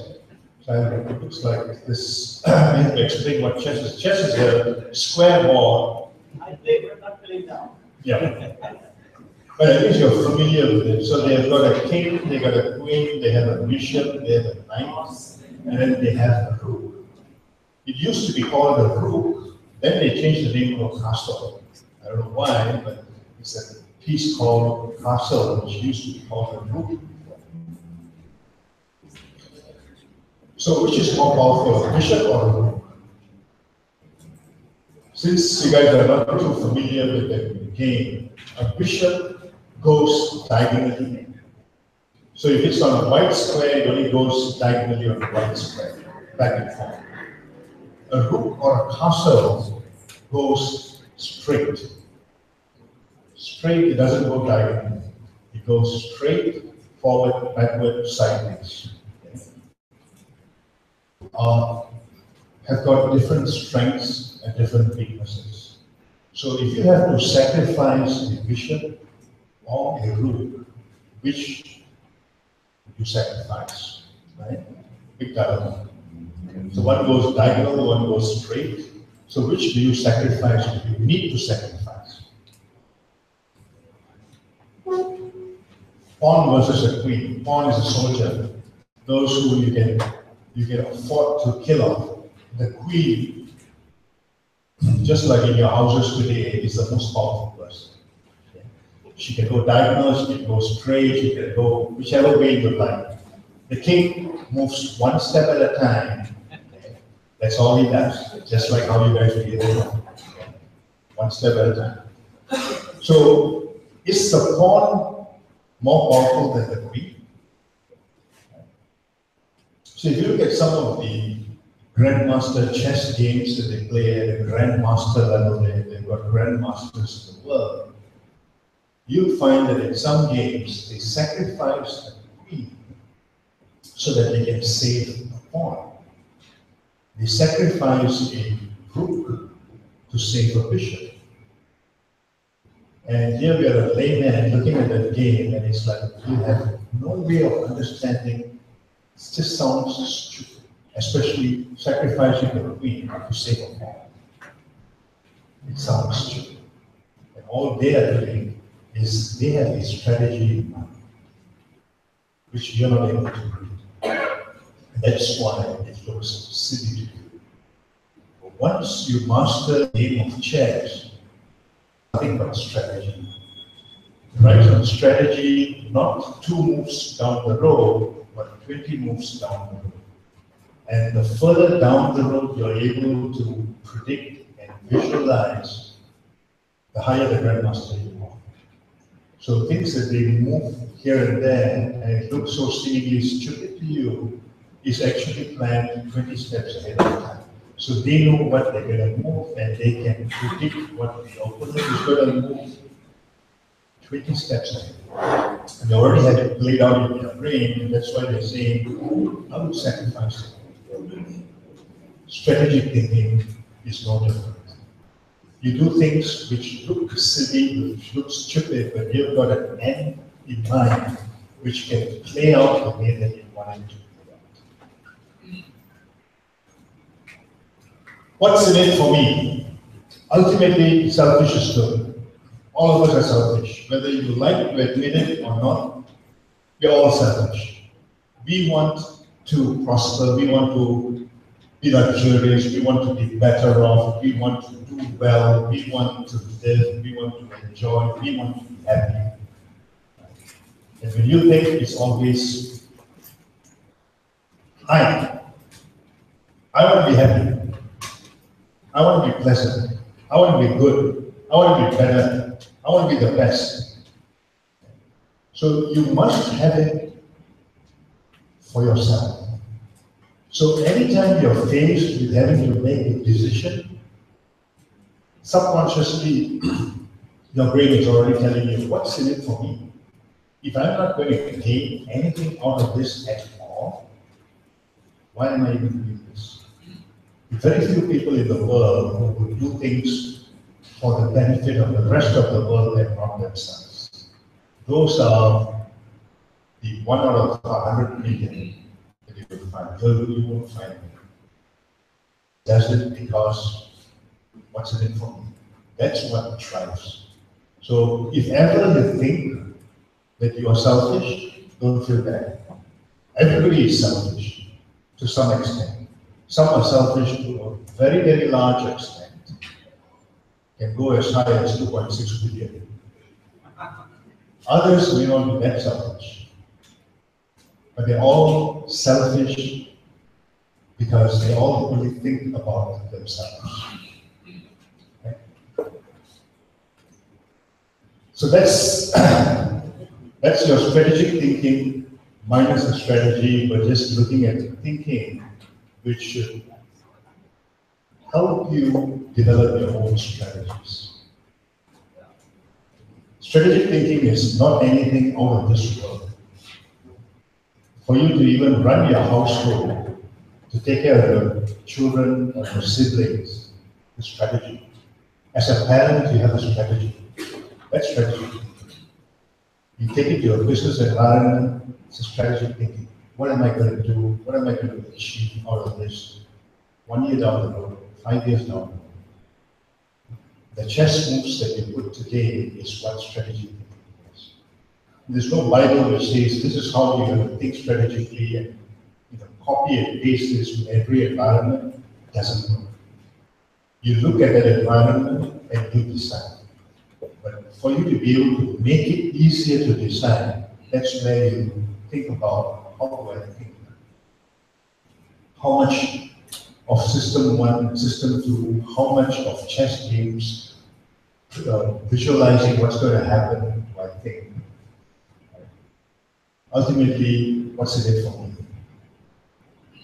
Even if you were to drive a project in your company, at the end of the day, you want some credit for it.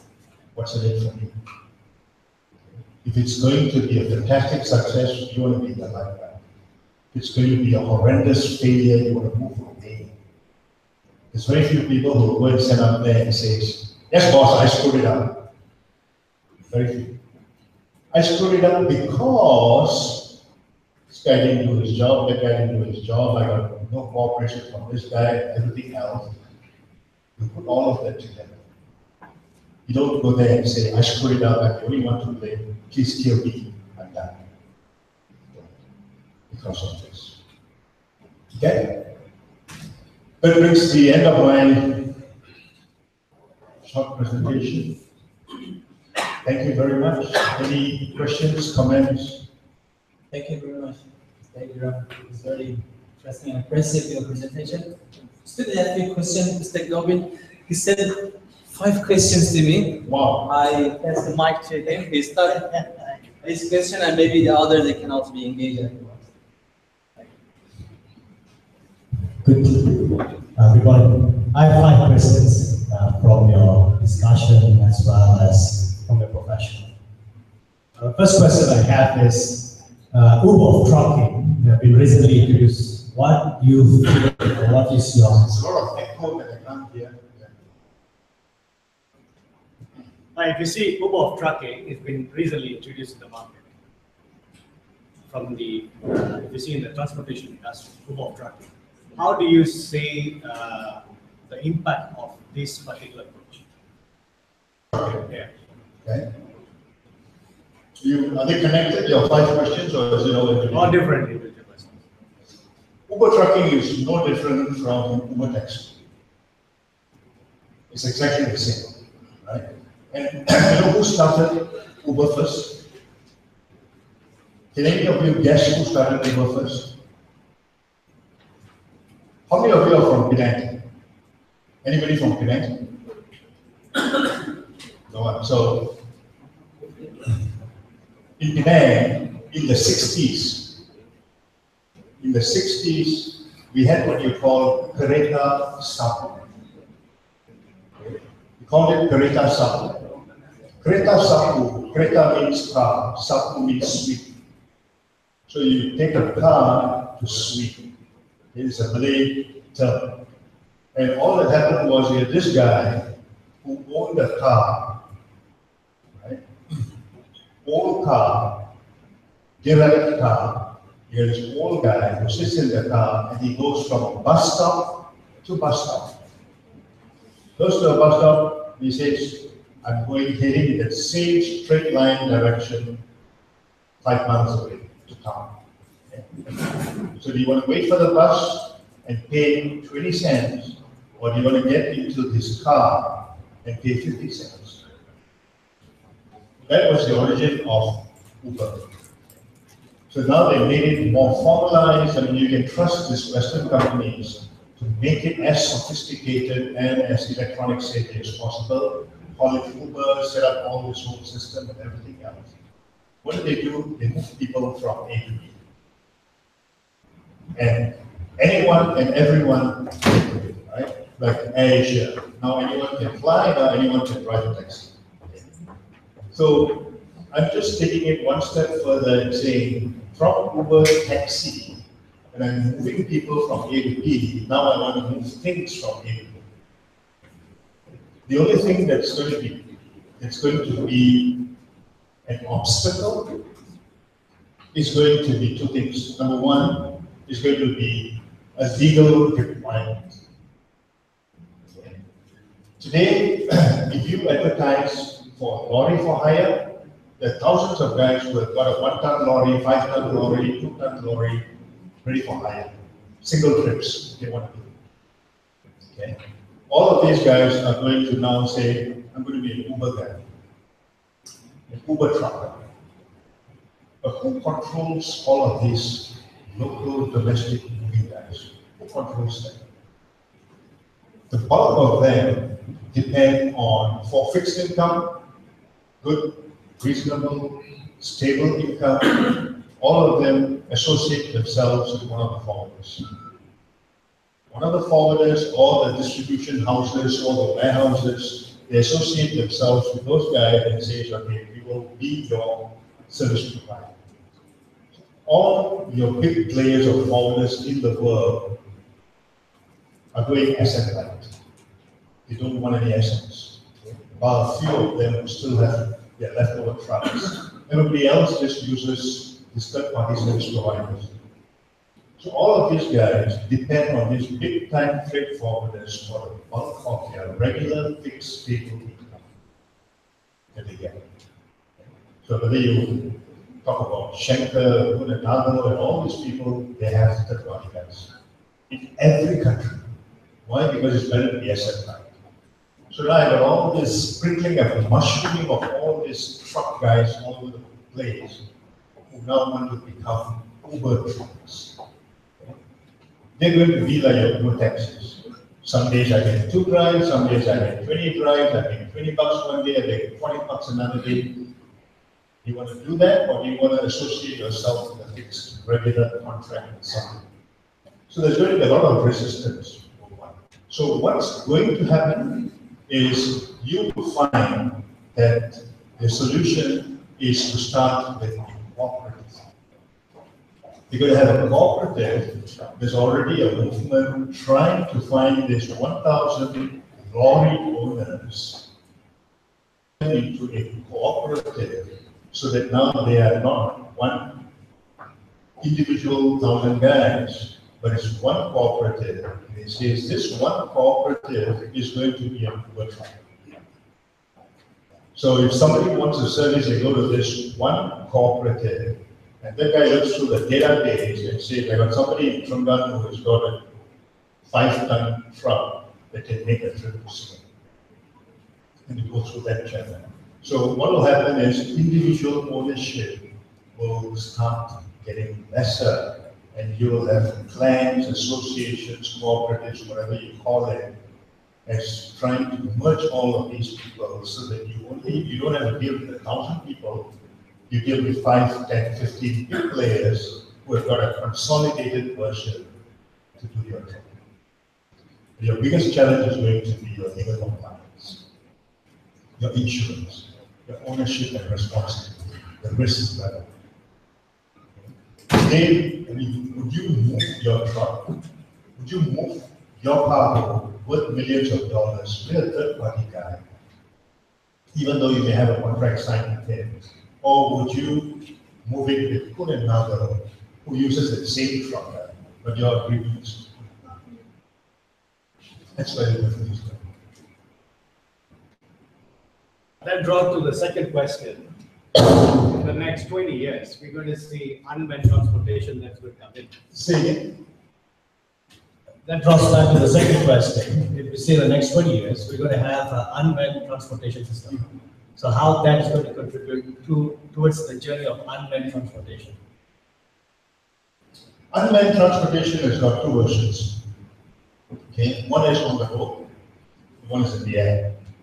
Right. So I will talk about drones, which are going to deliver your products, like what they do in some parts of the US and in China. They're already doing this.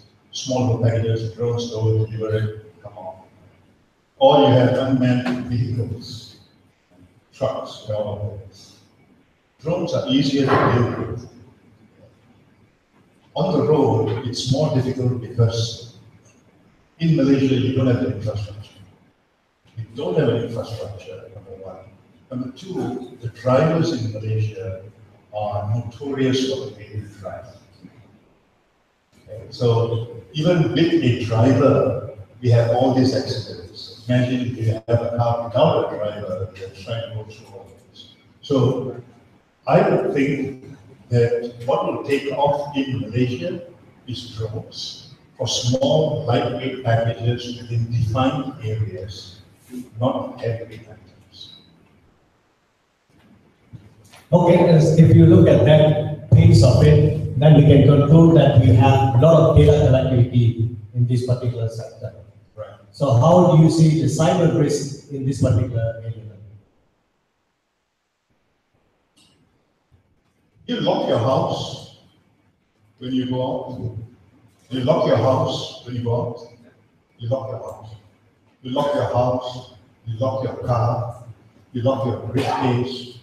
You got things in the safety deposit box. You lock it up. Okay?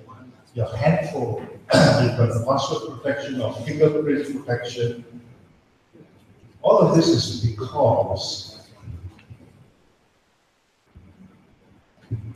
you are suspicious of others.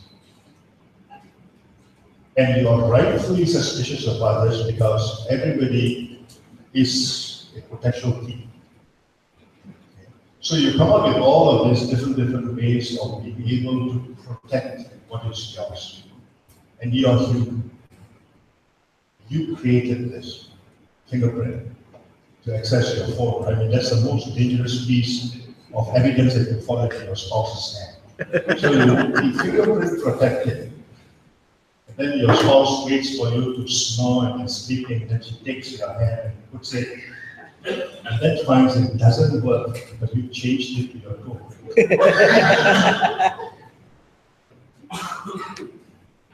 So we have password protection for all the computers. We have firewalls for all computer systems. And what happened? You have these anonymous hackers who went in and caused a major disruption. And they say it came from Russia, came from China, came from Czechoslovakia, wherever. So you can put in whatever systems you want. Okay. You got counterfeit 50 ringgit notes in Malaysia. You got counterfeit $100 US dollar bills in the US. You have counterfeit money everywhere. And currency is like supposedly the most secure document. And you can still have an issue with it. So what will happen when you start having a lot of connectivity and there's so much of data that's going on in cyberspace that you cannot see, but it's all moving around all over the place. Is somebody going to hack it? For hell, they're going to hack it. They're going to hack it and they're going to blackmail you, just like how those hackers did and said, you know, we've got your hostage. The hostage is no longer human beings. The hostage is data. Because data means what? Data means information. Information is power. Those who have information have power.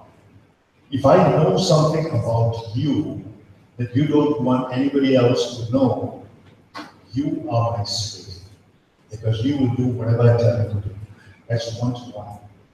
So if I go into the Musk computer and start hacking and getting all this information out, okay, and all I need to do is make one phone call to Professor Frey and say, hey, by the way, I got all this information and data.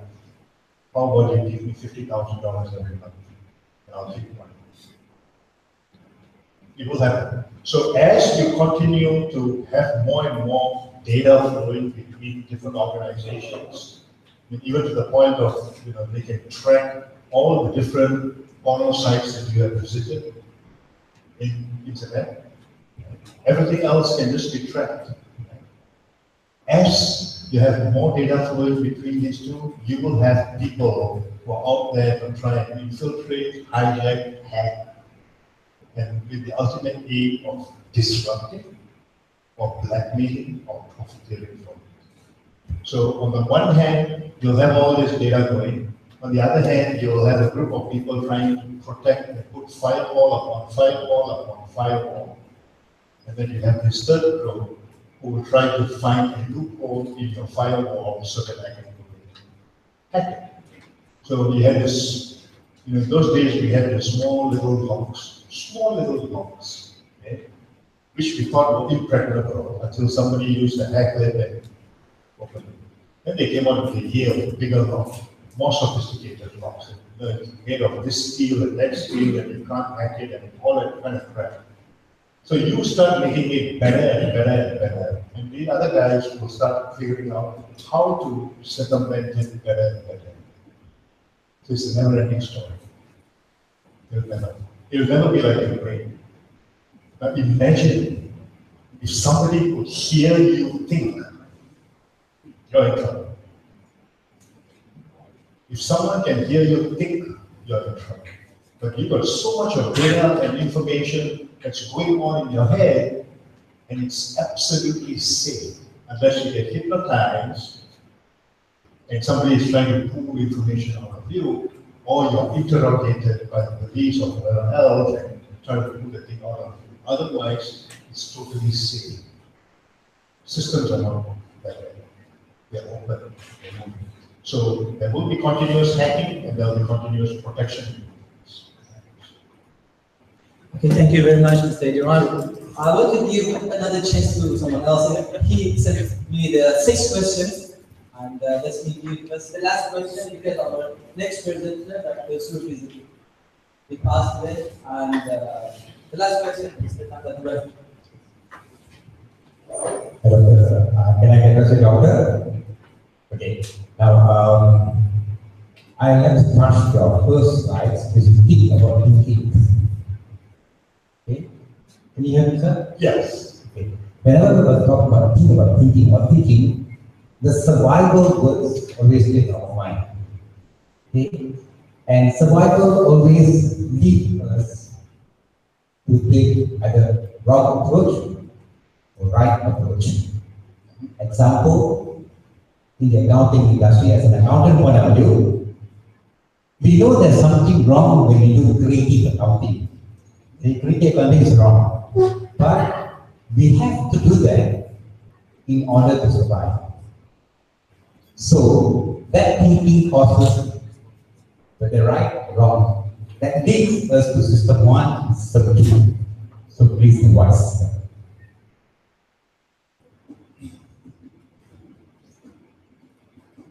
Someone said that we are all rational. This tells you that we are rationally irrational. You do something knowing very well that it is wrong, but then you justify to yourself, and then you say, I'm being rational because I want this job. I need to survive. The company needs to feed my 500 employees. If I don't do this, it's gone. Therefore, what I'm doing is the right thing to do. So you do it. Ultimately, why do you do it? Because you're selfish. You are still selfish when you do it. Right? So knowing that it is bad, knowing that it's wrong, you justify it to yourself and feel that you are very happy because I'm rational. You'll only stop doing it if you're not able to convince yourself. As long as you can convince yourself, you will do anything, whether that's rational or irrational, legal or illegal. The guy who robs, the guy who kills somebody, in his mind it's like either I kill him or he will point me to the police. So I'm perfectly rational, so I kill. So it's deciding to choose what part of that rationality actually makes sense. So if I'm absolutely rational in wanting to shoot him so that I don't get convicted. So my thought is self-preservation. I can let him live. He didn't do anything. He's a bystander, not involved at all, but his only problem was he saw my face.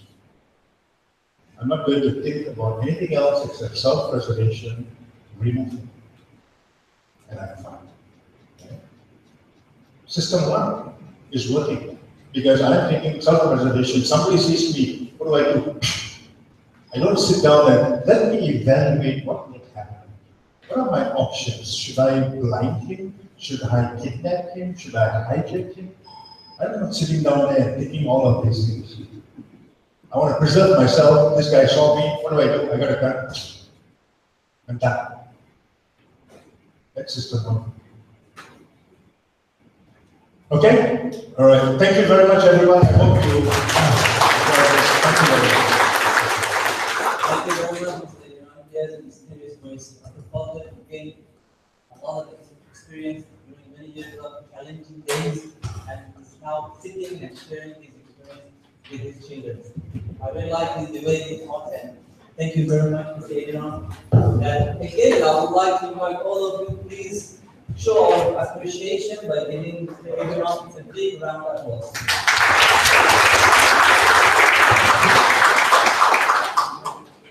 I would like to invite our Professor from Claremont to come on the stage, and we provided a very small gift as a token of appreciation.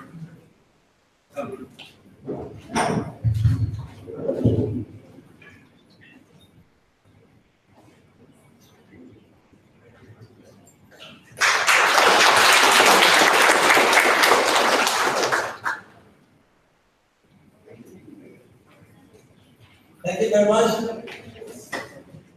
So actually, it is talk about like many of you watched this TED Talk series of that TV that talk. It was like a TED Talk series. I go through the series of talk. Sometimes you can't really catch when you see the title of the series. Then when you listen, then you can understand. So thank you, Eddie, for spending time with us.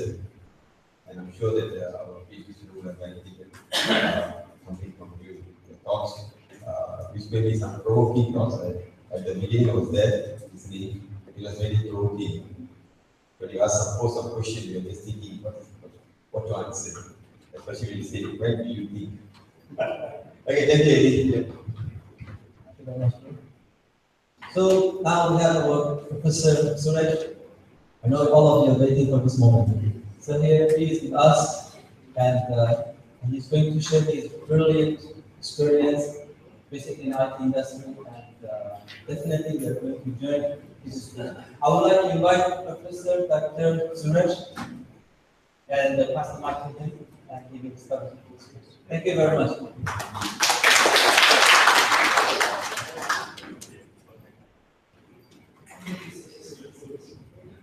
Okay, Professor Jason, we have 5 minutes break. You can get your energy back, and we sit and start our session.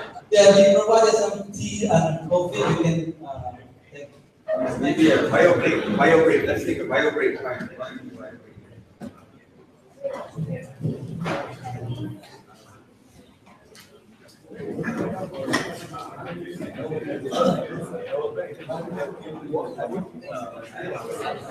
think I saw it. I can't do what I See, you ask Dr. Reza. Dr. Reza. Dr. Reza. You tell people no question. You ask question, you say don't ask question. Oh, it's okay.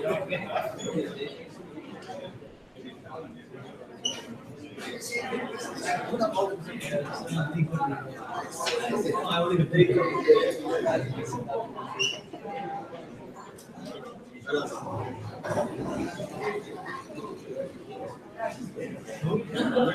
very good. I'm just like you. I got my friend.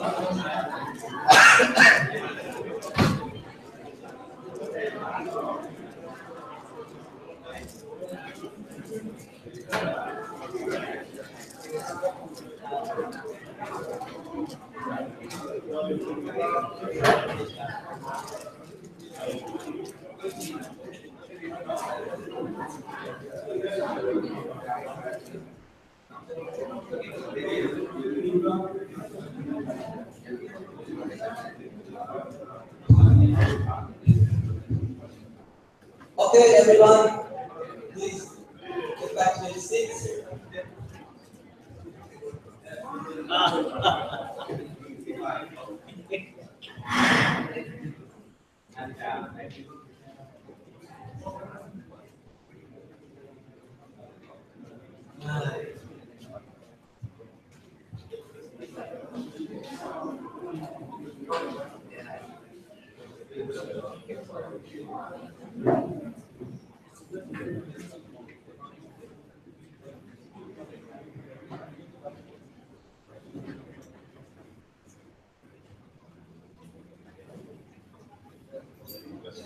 That's it.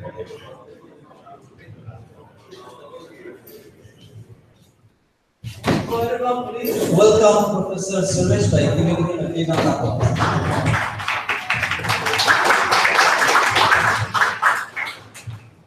Thank you.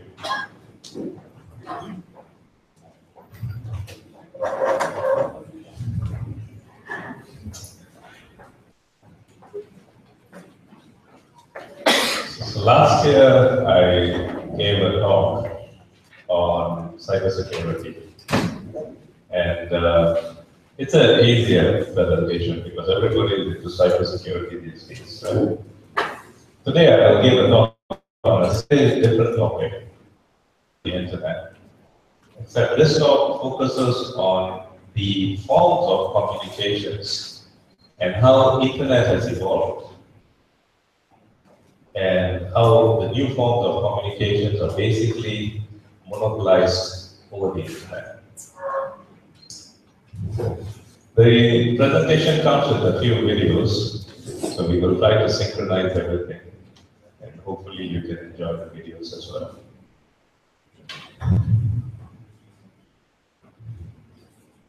This is a small case study. Sounds good. Listen, I should be back in the office on Tuesday. I'd like to see an updated P&L. Very good. So we're all over it.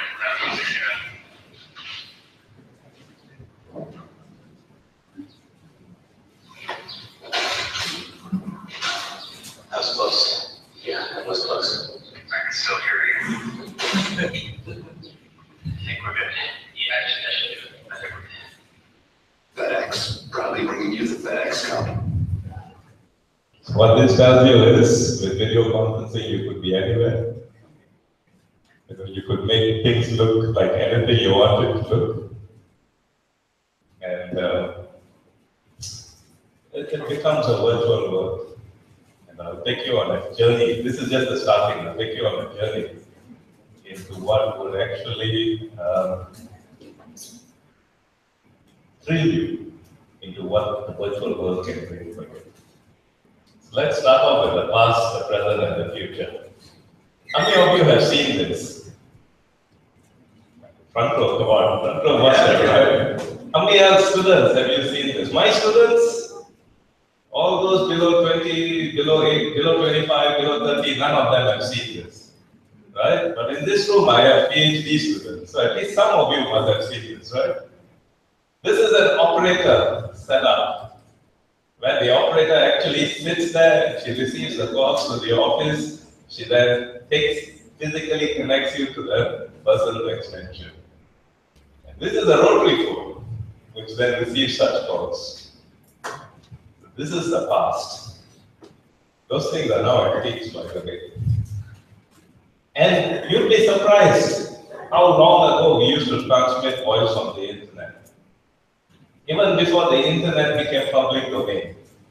Even before it became public domain, while it was just used by universities in the US, we had already worked on what was first forms, the very, very first forms of internet radio. Yes, that was. So now I'm going to talk a little bit on video conferencing, videos. Now, how old do you think this video is? Nothing. This guy is having a video conference, right? He's sitting here, it's being monitored, sent out, and then he's talking to this person. Video conference. Anyone wants to take a wild guess? 19, what, 19 what could be easier? 30 something is what, 1980s? Who wants to guess? 1960s, is it? 1960s. So this was 1960s. How do you do this? This is one camera channel. This is another camera channel, TV channel, TV. So what they do is they have wired lease lines across from one state to another state. They use those lease lines to actually run a TV, analog TV signal across those lines and communicate between two places. Long time ago, long time ago. This was before I was born. That should tell you something. Even Telecom Malaysia was experimenting with this. you wanted to use a service like this, it was at that time at the cost of $50,000 that time. Because why? You have to have 2 dedicated lines or 2 satellite channels dedicated just to your particular needs. So it has to be a very important thing. This was a very good example of a very important thing that actually used such channels. This was from Cape Canaveral to Mission Control in Texas. Were also observed by scientists located across the hall in the science support room. After unloading the rover from its storage bay in the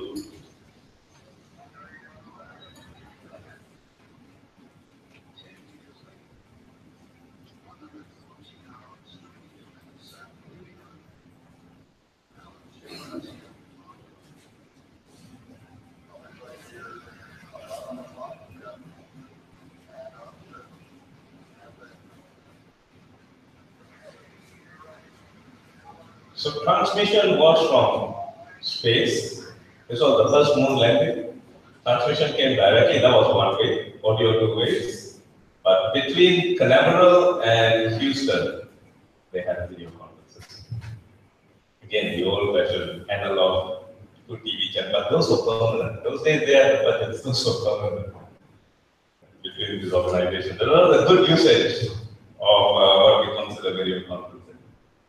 So this a long time ago, this was the chat that you ran on your PCs.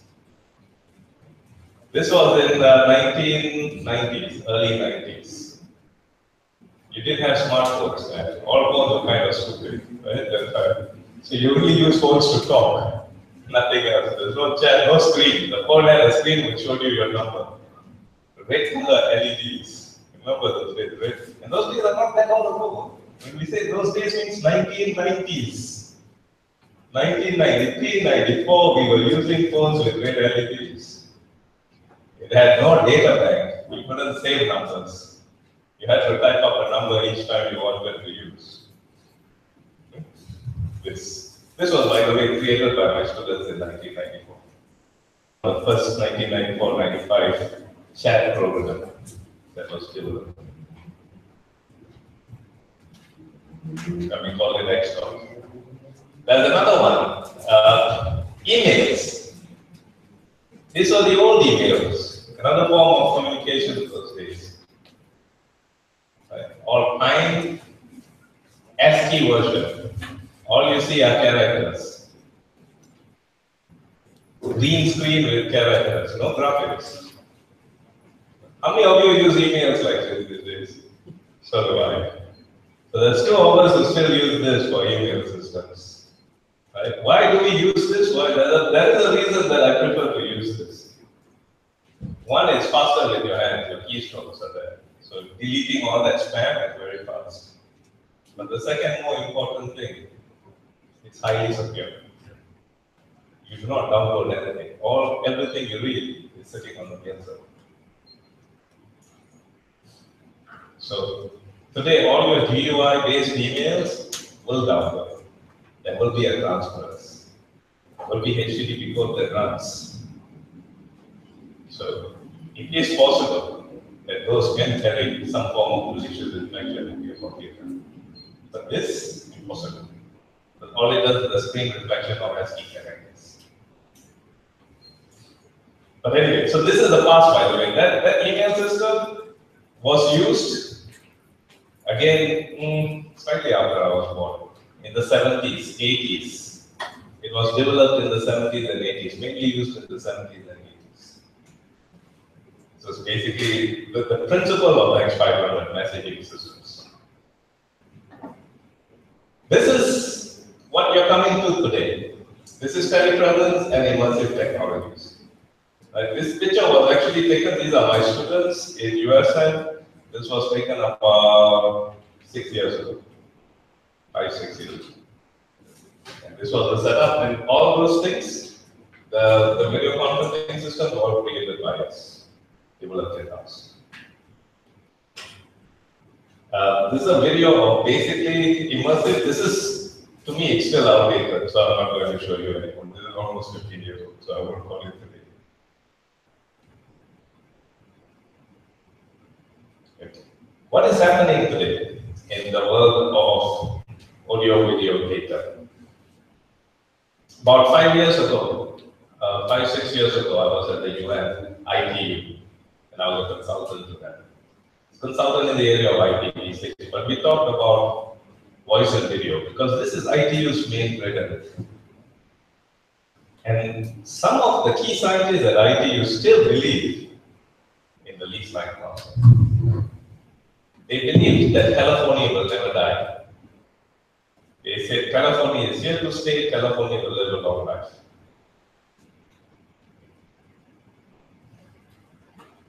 I said that, and in my presentation and in my discussion with them, I told them the truth. Without hurting their feelings and insulting them. They're old people who don't hurt their feelings, right? Like me, I'm old now, you don't hurt my feelings, right? So they're old people, they don't hurt their feelings, we tell them in a nice way. I told them convergence is going to happen. Full convergence. I'm not talking partial convergence, full convergence. Which means, within the next 5 to 10 years, all kinds of circuit switch networks will only carry data. Circuit switch networks will no longer carry voice. They will carry data. And on those data packets, you will carry voice. Your old phone system will disappear. As it is, when I showed you all rotary phones, 1980s, you were still seeing rotary phones. Right? 1990s, they started disappearing. 2000, you don't even see anymore. You don't even see one rotary phone. Today it's an antique. You go to a shop, it's only 30 years old, but that will last you 150 ringgit, 200 ringgit for that thing. Something that you would buy for 2 ringgit, nobody would buy. People were throwing it away. It became antique. Same thing with your mobile phones. Does anyone carry a mobile phone which is not smart today? You'll at least have a small screen. Right? The worst case, the 20, 30 ringgit one, if I will have some small screen that can even do texting, right? Has some color in it. You no longer will have the ones that in 1990s would cost you 2,000 ringgit and had no screen except one small LED display. 2,000 ringgit. I used to carry an artboard. When I first came back from the US, I was a consultant with a company called Cabletron, which was bigger than Cisco at that time. Cisco manufactured equipment for that. And Cabletron wanted me in touch all the time, so they gave me an artboard. This was a mobile artboard. This phone was this big, physically. If I put it in my pocket, it'd stick out. And that was their mobile version. And the antenna was this long, so you had to unscrew the antenna and put it in the next pocket. And then when you want to use it, you take it out, screw the antenna. And the phone got hot. The battery lasted 2.5 hours. If you don't converse, maybe 5 hours, 6 hours. That was in 1990, early 1995. It's not that long ago. Think about it. It's not so long ago. So that was the technology then. Today, everyone is carrying something with a big screen. Production cost is so low, everyone has this. And I was listening to the news today when I was driving, and they believe that in two of the largest growing nations of smartphones within the world right now, India and Indonesia, they have rated that mobile phones have now overtaken the usage of PCs, not just normal, but they have become the PC for these users. They have become the desktop equivalent.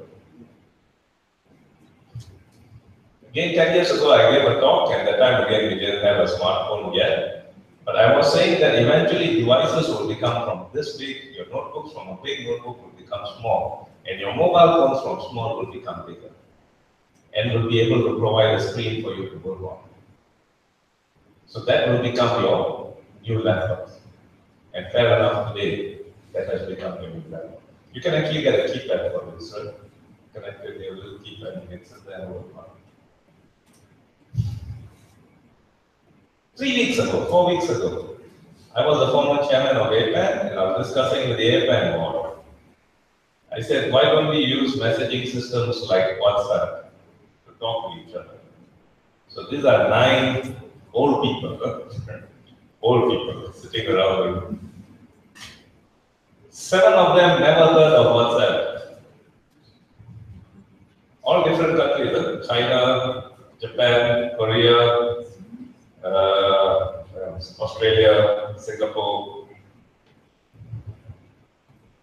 Malaysia, Thailand, last one I can't remember. Never heard of WhatsApp.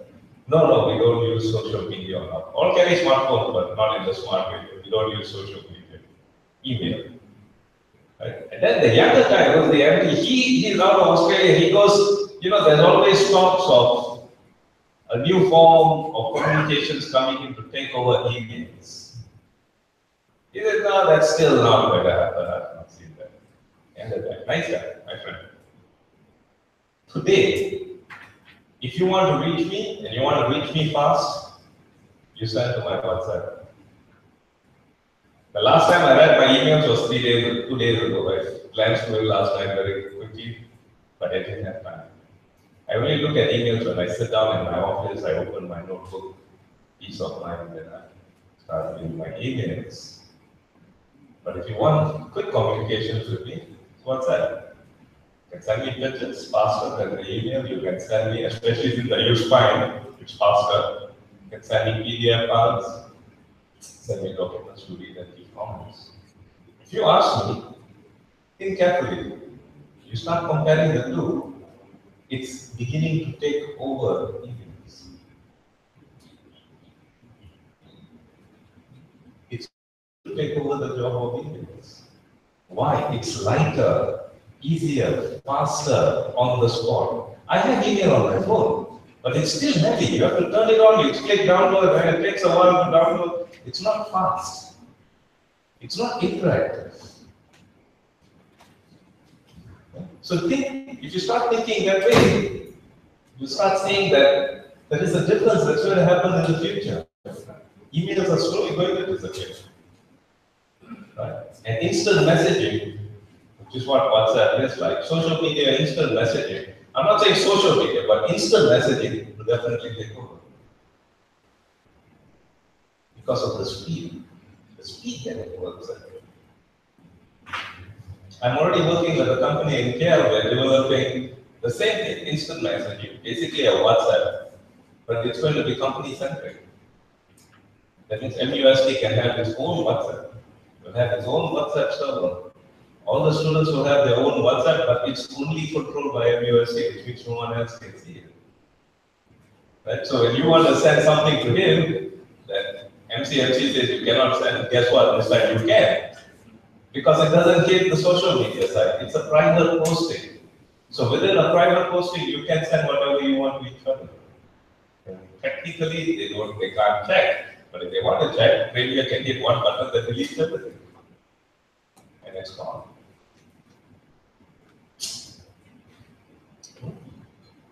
With that advent of that happening, that to me is the next step towards the slow decline of the old email system. Currently, we are all on a WhatsApp, which we don't know where the data sits. So we are all a bit worried sometimes when you want to send important private messages. But once you have control over where the data sits, you have no concerns.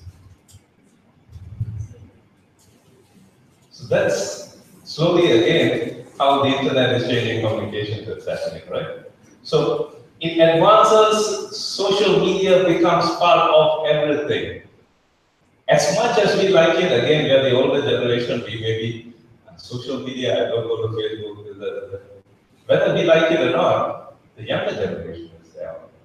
They're hooked on it. So if we want to communicate with them, you must have these tools. Right? I don't use Facebook very often, honestly, once a month, maybe around. I'm not a Facebook fan. But I recognize the power of it. I recognize the power of social media. It doesn't mean you have to be a user to recognize something. Right? You need to recognize it, and not only need to recognize it, you need to see how it can be used in advantage with your particular business or your particular work. How can I use it? Right? MUSC uses it to promote their programs.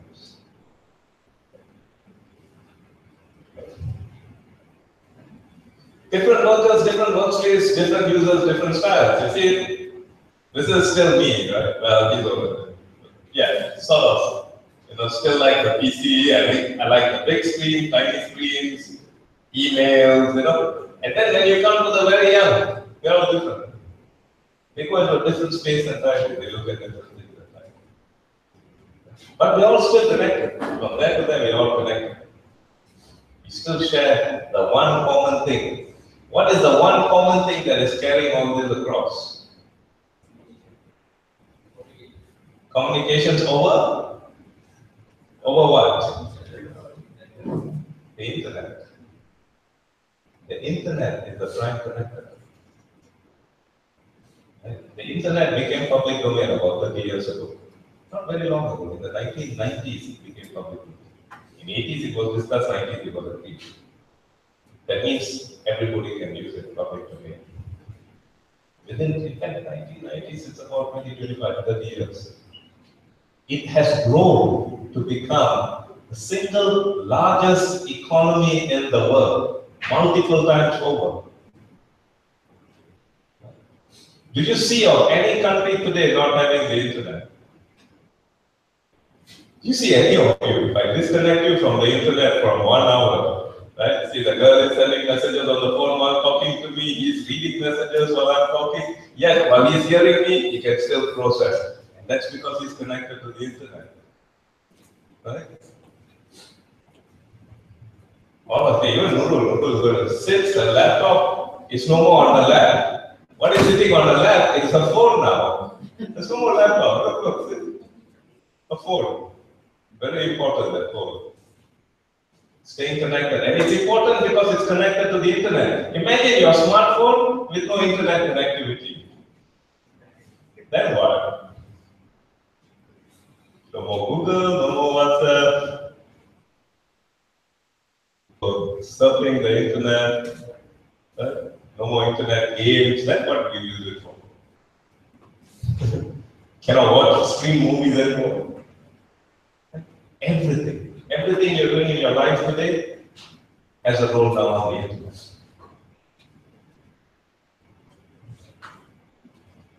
My office, those days, okay, it doesn't look so nice with the window, the view is different. We get all green leaves because this one has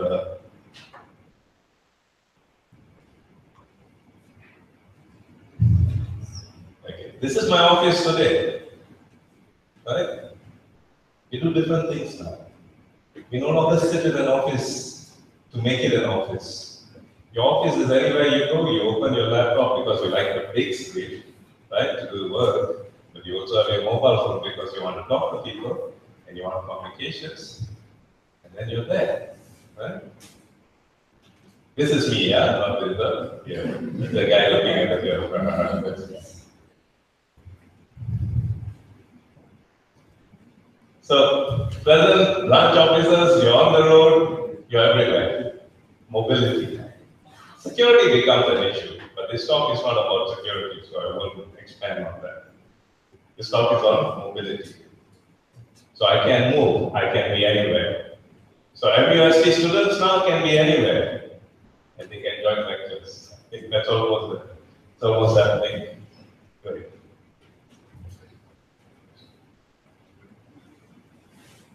So you have great things happening in the sense of being mobile, being able to move.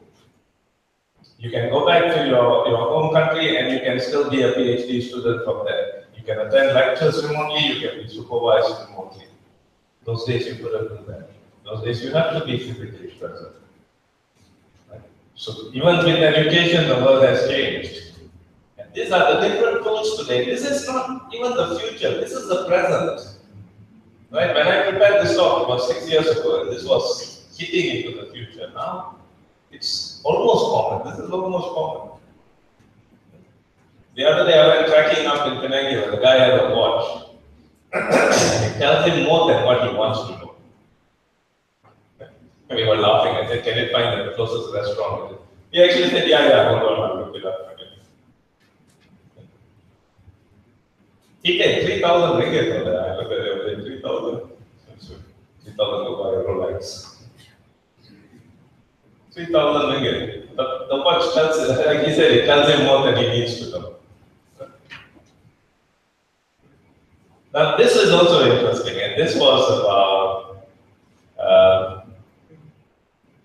10, 15 years ago, actually. And you can see even how technology has developed. Is the file available?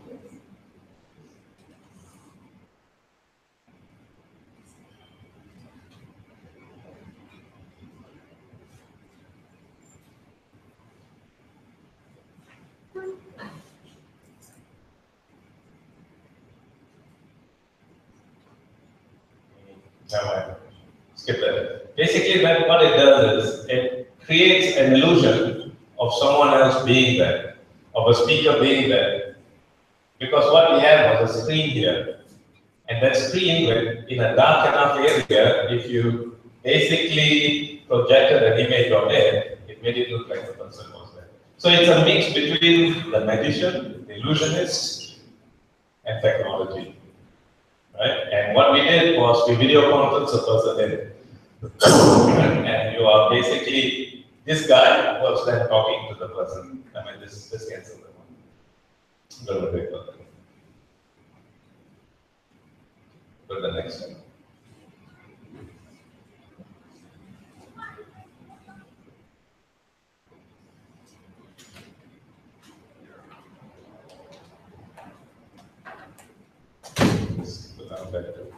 Skip over. Skip that one.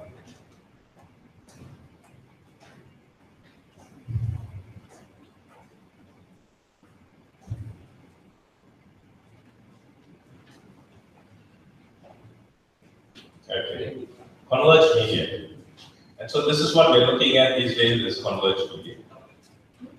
Now, when we say converged media means you want voice, video. Is that a video? Converged media? Check that. I think that is a video. Right.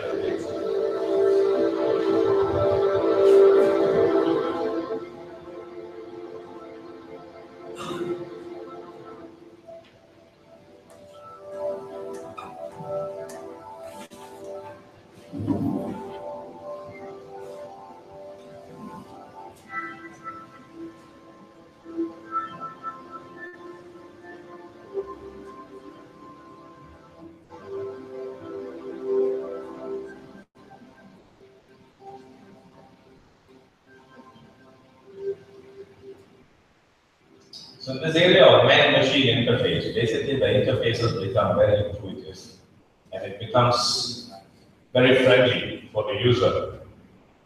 And again, these days you all have seen enough of videos like this. Those days this was a wow, right? These days, okay. Next.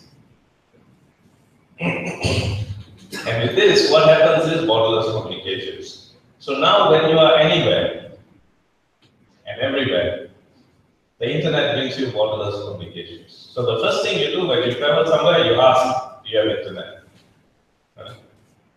And when you want to book a hotel online, again you go online through the internet to book the hotel. First thing you check is, does the hotel have internet? Internet, I don't think today anybody will go and stay in a hotel. Unless you really want to be, stay at home, away from everything, be disconnected. You will want internet. So with that, no matter where you are, the picture of the satellite here will actually show you that the outreach is almost 100%. Anywhere in the world, it will bring you the internet. And that means anywhere in the world, I can bring you communications. And with that, a whole new transformation happens, right? Now, once I start making phone calls using the internet, what is the charges on that phone call?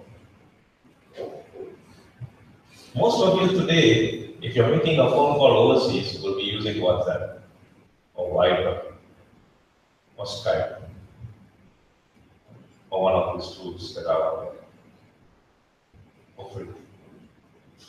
So the impact on the telecommunication company is your voice revenues go down drastically. Any telco company today that wants to operate based on voice and voice charges, chances are they're going to start slipping prices, especially in liberalized economies. When I say liberalized economies, Malaysia is a liberalized economy. There are still some countries around the world that do not allow voice video communication over the internet. Some countries in the Middle East that don't allow that. They actually block that. They say, no, you have to use your phone line to call. But all these are changing very rapidly because there's newer and newer technologies that are coming up on the internet. You try to block one, another one will come up. You try to block another one will come up.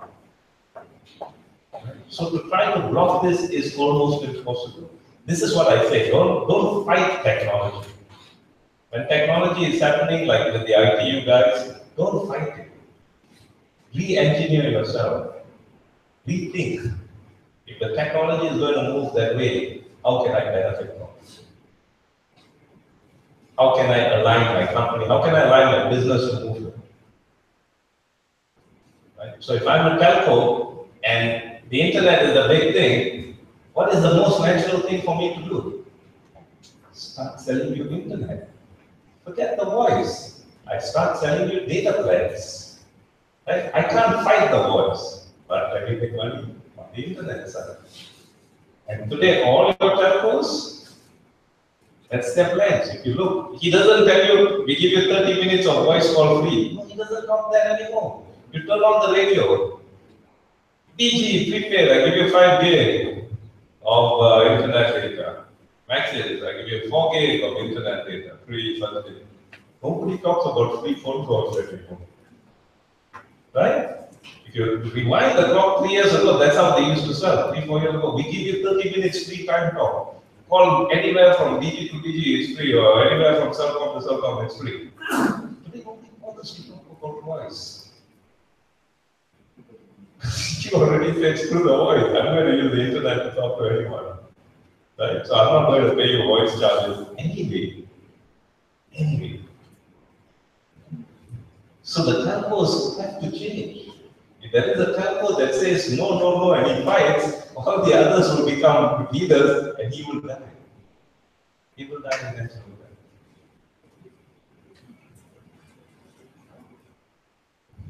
This one is a good one on 3D interactive photography. It's actually captured from a movie. I don't know if you can see it here. The character is not very sure. Maybe turn on the light.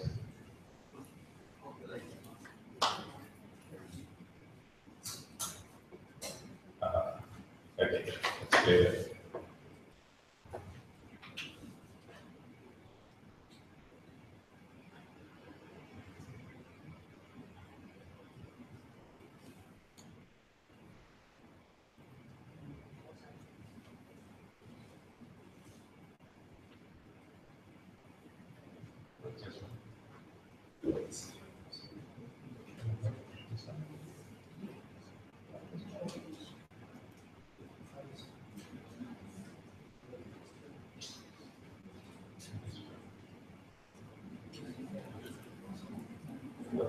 Let's just make that this one.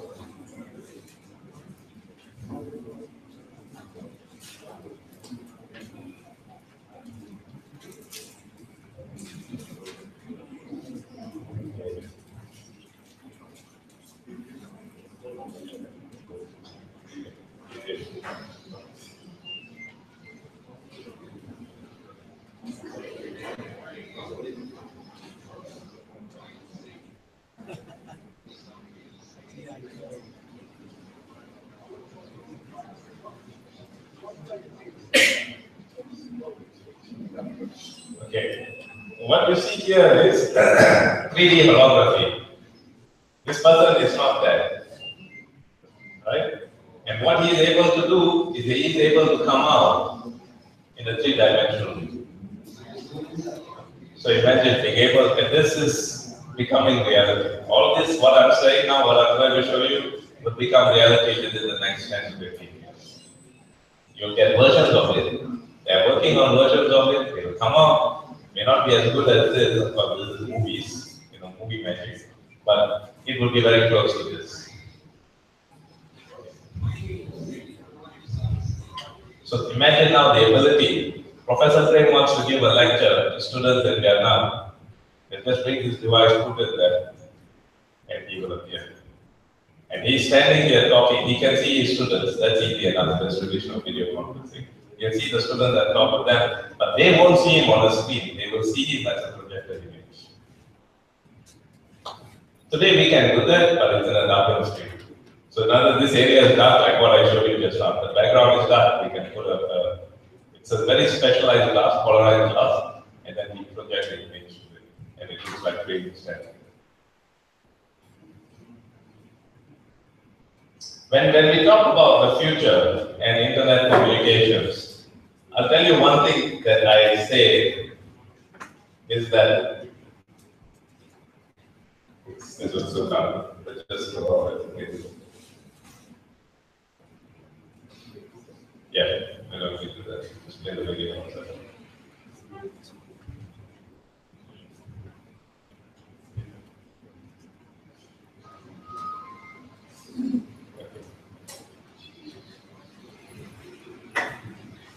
So this one is more interesting.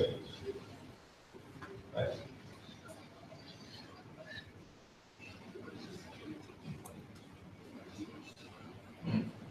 So the movies. That's good. Okay. You all show this, call me. This is similar to that. Right? Imagine your whole GSM communication chip is actually embedded, maybe not into your head, but into a watch. But the phone itself is part of your head. Whether you want it embedded in, or you want it outside like a flip. Right? Guess what? Okay. You will never forget your phone anymore.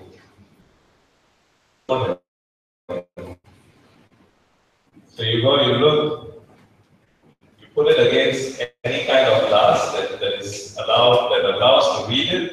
You put it against the glass, your picture appears. You can go ahead and do that. Okay. This is again worked on. There are versions already out there. It's the biggest thing is the insertions. People are not very comfortable with insertions. Like if I want to insert a chip into the back of my ear, can people track me, can I take it out? It's an issue. Privacy is an issue, insertion is an issue. Now let me explain this, and that one. While I explain this, right? So disconnect again. Disconnect the projector. I'm going to go off projector for a while. I'm going to tell you something about communications, right? What Evie puts for the last video. Imagination. The internet, the power of the internet is your imagination. This is why I am probably now discussing a program, possibly Industry 4.0. We're going to call it Masters in Internet, PhD in Internet Engineering. Now let me explain to you, and you start visualizing what I'm telling you about. Finishes of Form 5, finished the Form 5, she came into the house. And she said, I'm going to go watch a movie. The last exam. So this is normal, right? Your last exam, you're going to go watch a movie. Said, good. And then I said, which mall do you want me to take you? When do you want me to drop you off? She said, I'm already watching a movie. She and her friends were all watching the same movie and they were talking to each other on their computers. They didn't leave the house. So watching a movie in my concept means going to a cinema, sitting there, buy a ticket, pay money, buy popcorn, watch a movie. Watching a movie to her with her friends meant getting online.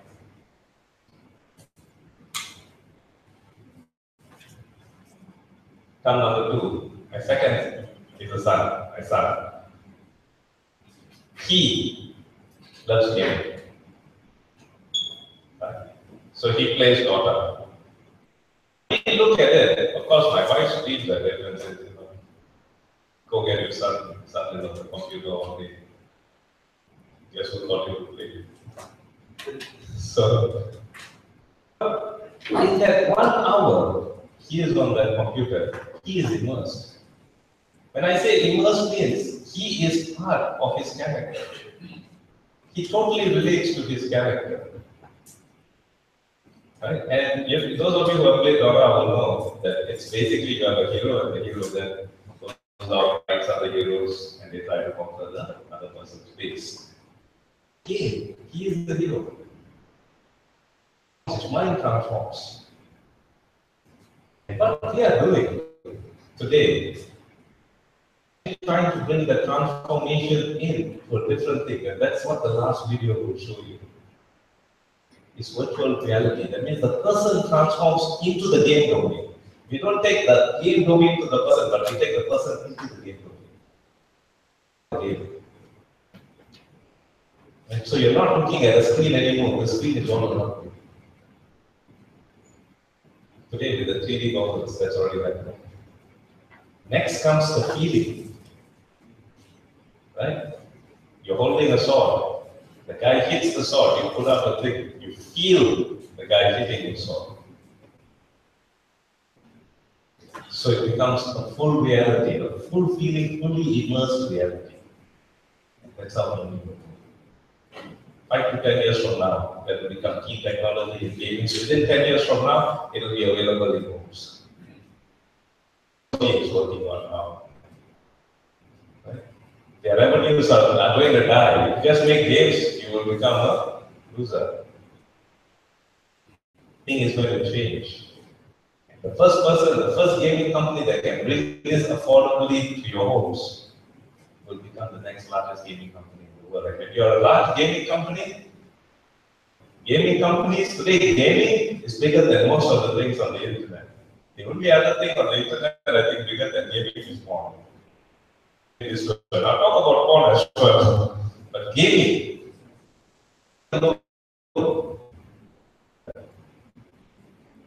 Talking about porn. Guess what? We call it certain sensors into your body. Right? The full girlfriend experience, or for the girl, the full boyfriend experience, right? You sleep, we go into your mind. Your mind is now connected to the internet. What your mind feels. It's not random feeling, by the way. It's not a random dream I'm having. It's controlled. You program the type of person you want to go out on the date with. You program the type of thing you want the date to be. You program it on the server, and then you go to sleep. The server takes over. The server takes over your experience. You put enough sensors around your body for you to feel wonderful. Borderline story. I can show you some videos I have. Borderline story. Right? Japanese guys are very much into it. The rest of the world, the US is just waiting to follow. The rest of the world will follow. Right? Imagine that. While you're sleeping, you have a pleasurable, you dream for some people, it could be just going through a park. You control basically what you want to dream. On the website, you go to this website, you choose what you want your dream to be. Right? And then you go to sleep, and the website takes over. Server interacts with you, and it creates the dream that you see. Remember, the dreams, you know how real a dream is? Let me ask you. When you look, if I take my finger, you're looking at me, right? I take my finger and I put it over a fire. You feel the burning sensation, right? Although it is my finger that is burning, you feel it. Right? If I take a knife and I poke, right? You feel it. Why? Because of your eyes. The sensory perception of your eyes creates the equivalent perception within you and creates the senses within you. So either I go direct to your brain, or if you don't like that, I go through your eyes. Sleeping with your eyes open, but through your eyes, I'm creating that entire feeling. Perception. All connected to the internet. Another one, I'll give you another example. We have something called avatars, which we create on the server. Right? So we have Prof here, right? He says, Prof says, I want to sell my car. And my car, I want to sell it for 5,000, not less than 5,000. Okay. There are a bunch of people on the website saying, okay, we want to buy, we're looking, we have some questions, we want to negotiate. Whatever. Today my tennis game is more important. He goes to play tennis. But he tells his avatar, take care of it. So the avatar schedules 4:30 with you, 5:30 with you, 6:30 with you to talk and negotiate the price of the car. When you start the video conference, what you will see Prof. Sullivan there looking at you and saying, okay, how much? And then you say 4,000. Says, okay, you know what? I'll get back to you. You know, my minimum is 5,000. If you can't do that, it's okay. Then he talks to you at 5 o'clock, and you say, okay, I'm willing to pay 5,500. And he says, okay, I'll talk to you later. I'll give you the decision within 20 minutes. Question you're asking, is the road tax okay? Is the car okay? Remember the career street. The avatar, the entity is intelligent enough, it reads off a database, gives you the answers. And here, he's actually doing this, what he wants to do. He comes back at 7 o'clock, turns on, he asks the avatar update. Avatar tells him, well, this guy, 400 and 4,500, this lady, 5,500, and then there's this other guy, he says 6,000, but he's only willing to pay next month. What would you like me to do? You say, okay, go with the 5,500, which can on that. And send an email, avatar has another conference call with the avatar close. Tomorrow, next day, he tells you got 5,500 in your bank account. Handles all the transactions, the transfers. It's not even there. It's his representative, looks exactly like him. All three of them did not know that they were talking to someone that is not him.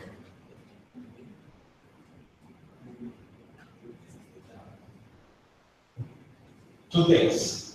The data must be available for the data. Intelligence is not enough, the data must be available.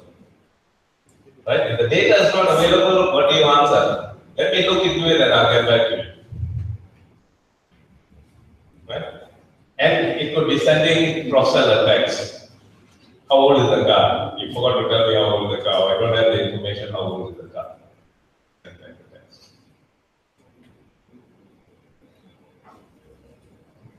So all this is now being worked on.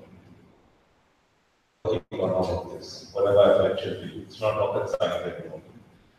It's not rocket science. And the last video, I don't, the top one is finished. Just the last video.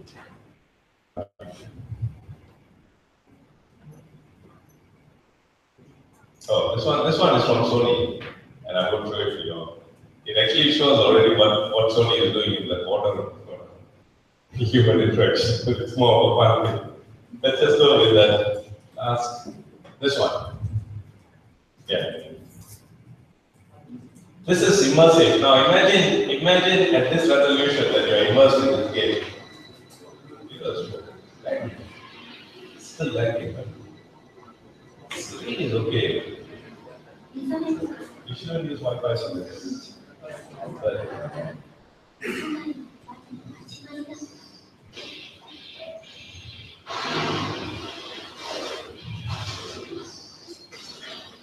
course, you can see it on the screen, see it on the screen. That's a lot of lag about that. 使命がわからなければ果たしようもない。もうみんなで安心しろ。さらに俺らがどうにかする。俺たちの手伝うとそうだ。このまま黙ってられるか。また仲良いやつは手を貸してくれ。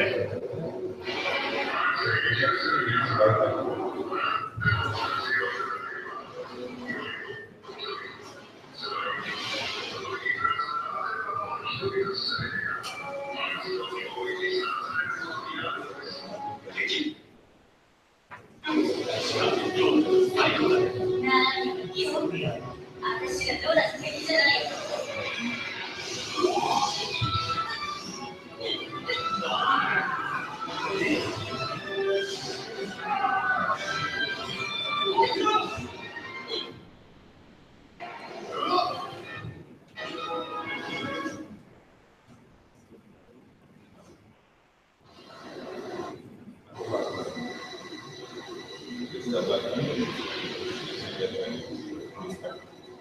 So this is where immersiveness goes into a game, and where you feel immersed into the game.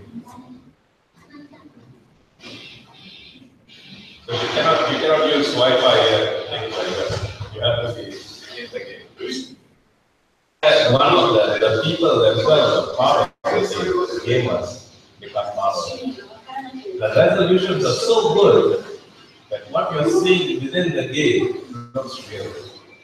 Almost 100%. And then, as I said, from eyes comes the feeling, and then comes also now impact. So they hold gloves, they feel the impact. This is the ultimate human experience.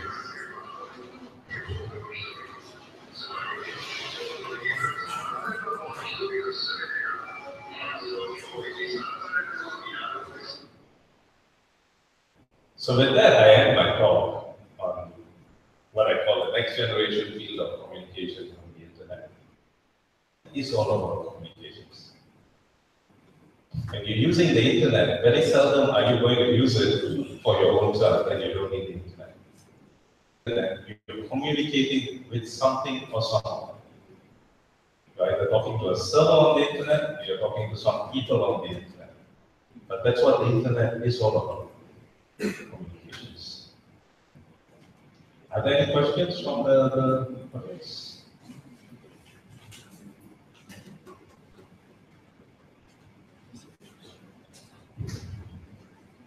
There's a whole other scary world out there on the internet, but I won't talk about that today. Talk about the fun stuff that's going on the internet. No questions?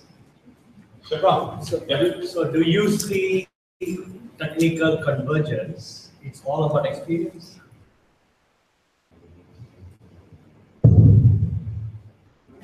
Experience brings that. So if somebody is a master in his domain, what he needs to do, and generally that is very important, is how can I take that domain and put it on the internet? There are so many ways of doing that. It's how can I take it almost entirely and put it on the internet? That's the challenge. That means it becomes non-human interaction even at all. The thing becomes again immersed within the internet. So is it experience that is it an experience journey that they will embark to? Again, it's not it depends on the domain and the domain expert.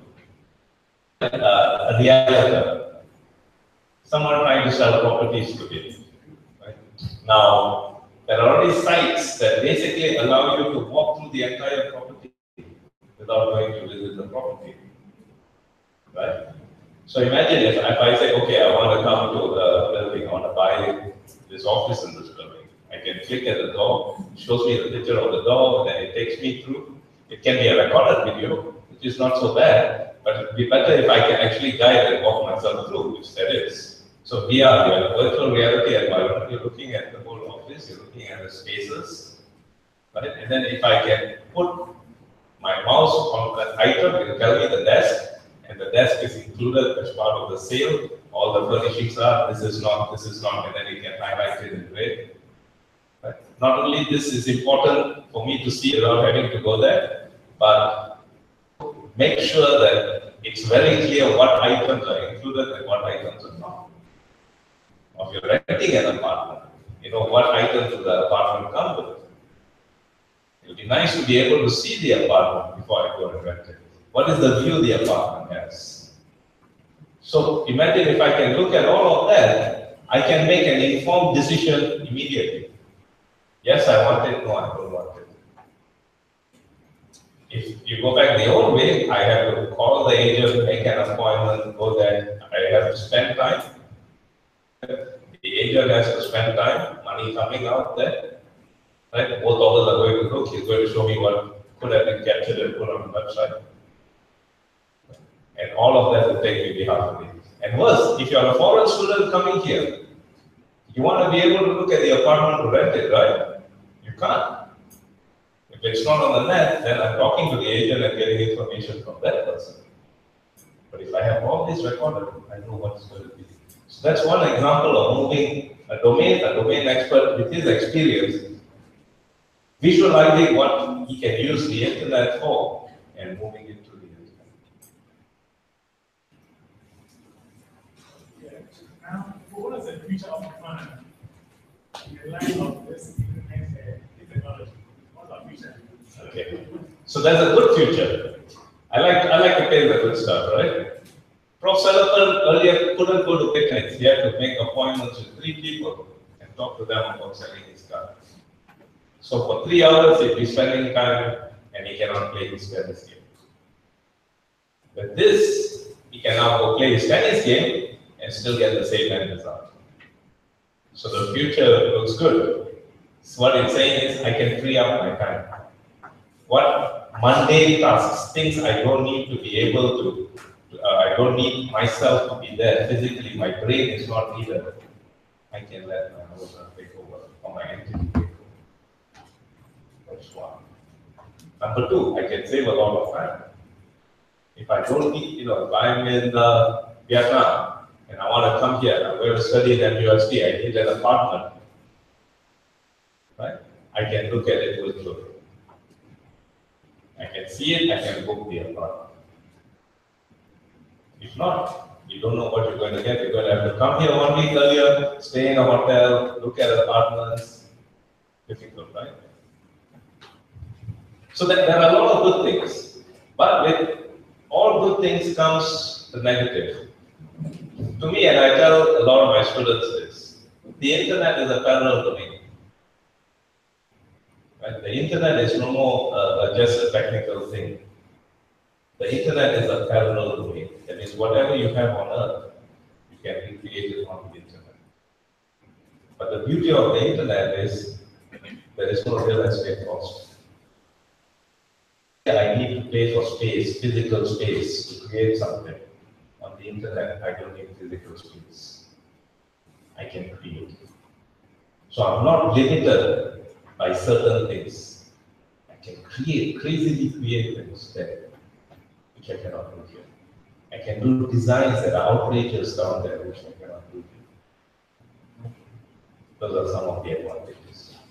So, would it be possible that technology will take human beings? Would it be possible?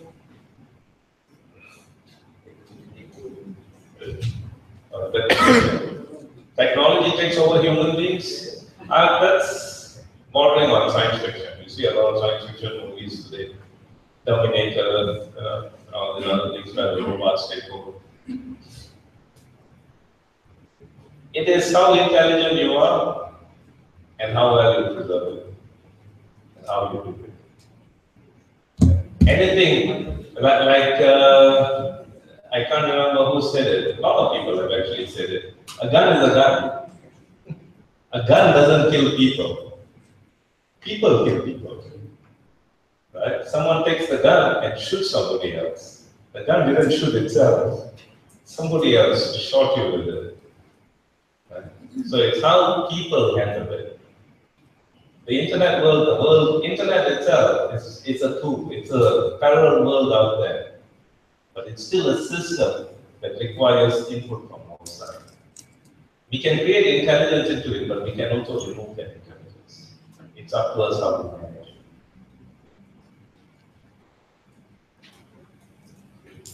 Okay, thanks.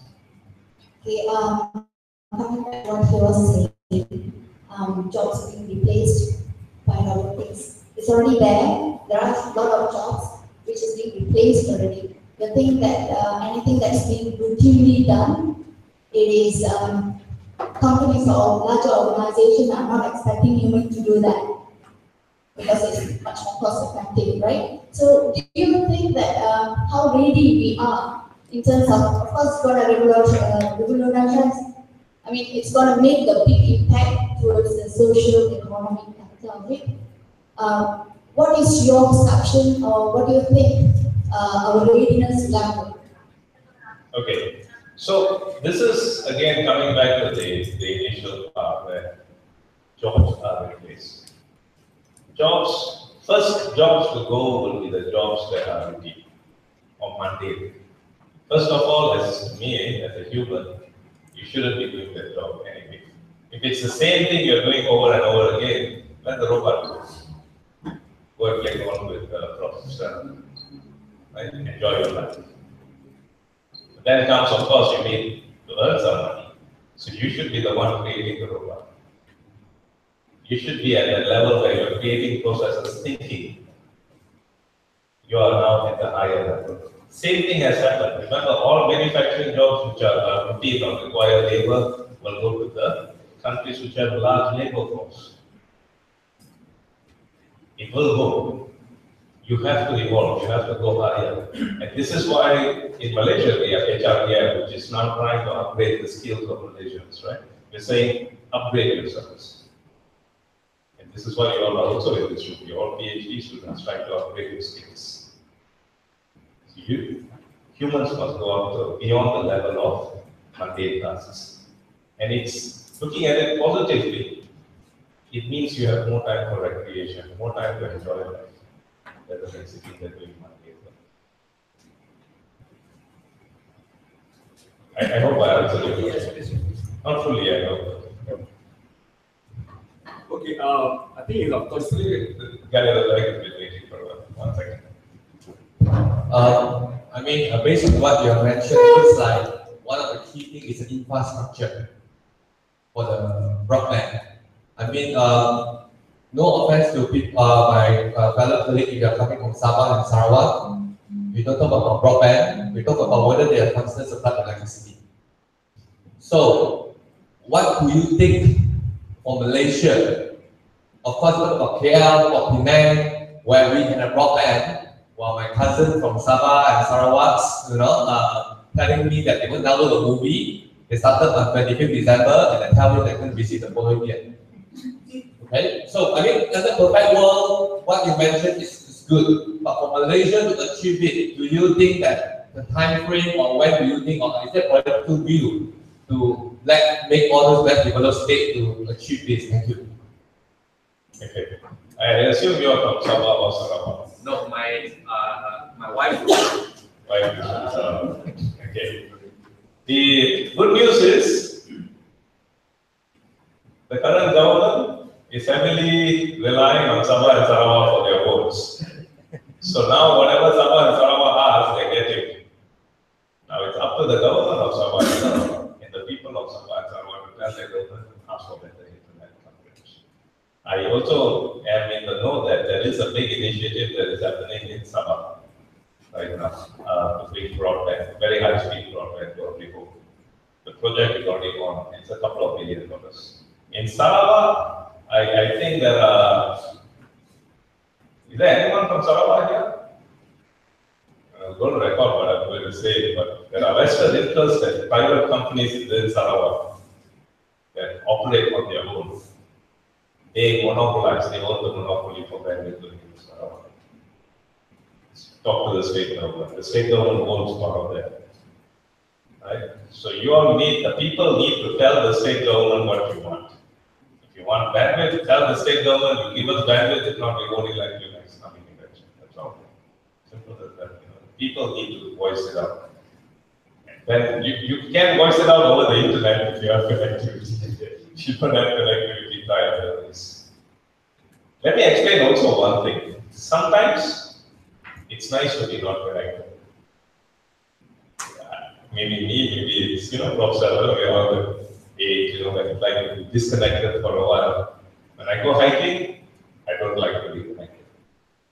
But okay, to be honest, I still use my tracker to tell me how far I'm going, how high I'm going. It uses a GPS. It does not use internet, it just uses a GPS. But it does use the internet for coordinates. So again, coming back, there is still internet connectivity that's involved. But I don't take calls and I don't like looking at the phone for that. So the answer to your question is talk to the state governments, because the state governments have the power to make it happen. Sabha is already doing it. So I don't see why Sarawak can't do it. Okay, you have touched some of my part of my question. Looking at the area of robotics, I still argue if it's actually adding the same effect, because I can still think that are the one that are getting from there. Because when you look at countries that are already high in terms of IT, like developed countries, they are using that robot, right? And those people that still need help, developing countries, where they import those people to come and do their job, then they are left behind. Technology is not there for them to develop and employ people. And the migration to get them to work there, through robot, they are coordinating. So, what's your take on that? Another thing I want to ask is the emergence of technology and everything, the effect on human characters. The internet and all these technologies, it makes us, our patient level actually drop. It drops our patient level. You showed up the first picture here, how you call this server, they will connect you, right? Previously. Now, we don't have that patient again because of the emergence of technology. So, I think that the pace of technology and human to technology communication, we are following up. But human to human relationship is like depreciating. What do you think? So the answer to the second question, human to human relationship. There's two ways to look at it. Those days, human to human relationship would only occur within your circles, within people you meet. The internet brought you the ability to meet people who are not within your circle. Outside your area, people you can't meet, they're in a different country, they're in a different continent. But now with the internet, you can do that. You can meet them. Maybe you can't see them. But again, with the internet now, as I said, you can make a conference with them. Right? So you can see them. So it is up to the person whether he wants to see the other person or not. On the other hand of it, there is psychological issues that may crop up, and it is happening, it will crop up. People may prefer now to send you a text chat than to talk to you. But again, that is very true. And honestly, I'm not a psychiatrist, so I can't give you an expert opinion on that. But there are studies being done as to the effect on the human. On the psychology, the psychiatry, the people themselves, do they become more introvert, do they become more extrovert? I can tell you definitely one incident with my Japanese student. She is a very quiet introvert student, very quiet, masters. You know how Japanese are, very quiet, very mouse-like. But on the internet, she is one of the most vocal people attacking the government, attacking policies, telling what she feels. So in real life, she is hindered. Now, if we didn't have the internet, she would remain the mouse fierce, and everything is boiling in her. But because of the internet, she still remains a mouse, but on the internet, she lets people know what she feels. I don't agree with this. Why don't I agree with it? And she writes all of them. And she has her reasons. People read. And now more people are reading, people are also expressing themselves. So while it can have a negative impact, it can also have a positive impact. What was the first question again? First part? About robotics. Oh, the West. Yeah. You know, the West is always there. They're going to always do this. So it's always there. It's just how we react. Look at how Asian countries are now reacting. What China did is a good example. And there are different examples. How Vietnam did, how Malaysia is doing, how India is doing. Each country is a different example if you look at how we are reacting. The West tries to dominate, but we build our own pool of resources. So in China, they just blocked and they developed all their own internet service. And now they're selling it to the US. Vietnam is manpower. And so now they're using manpower, they're saying, okay, we can give you manpower to come establish your businesses here.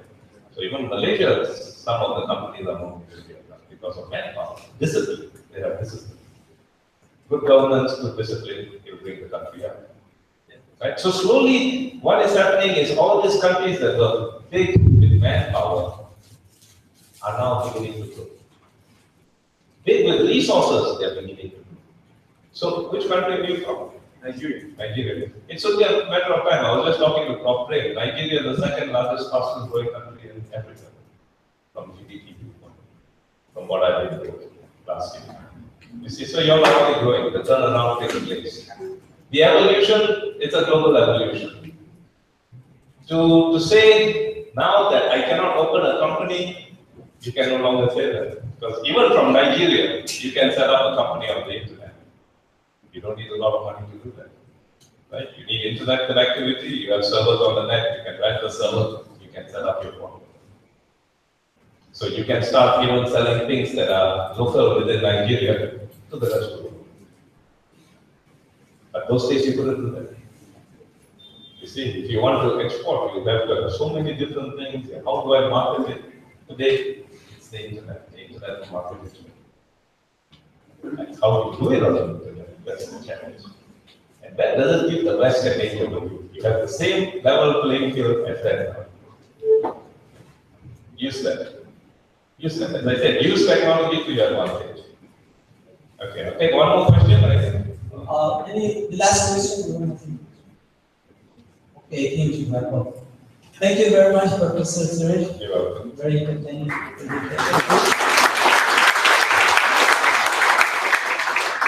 Just for your appreciation, we provided a small gift as a token of appreciation, as you guys invite Professor Kumar.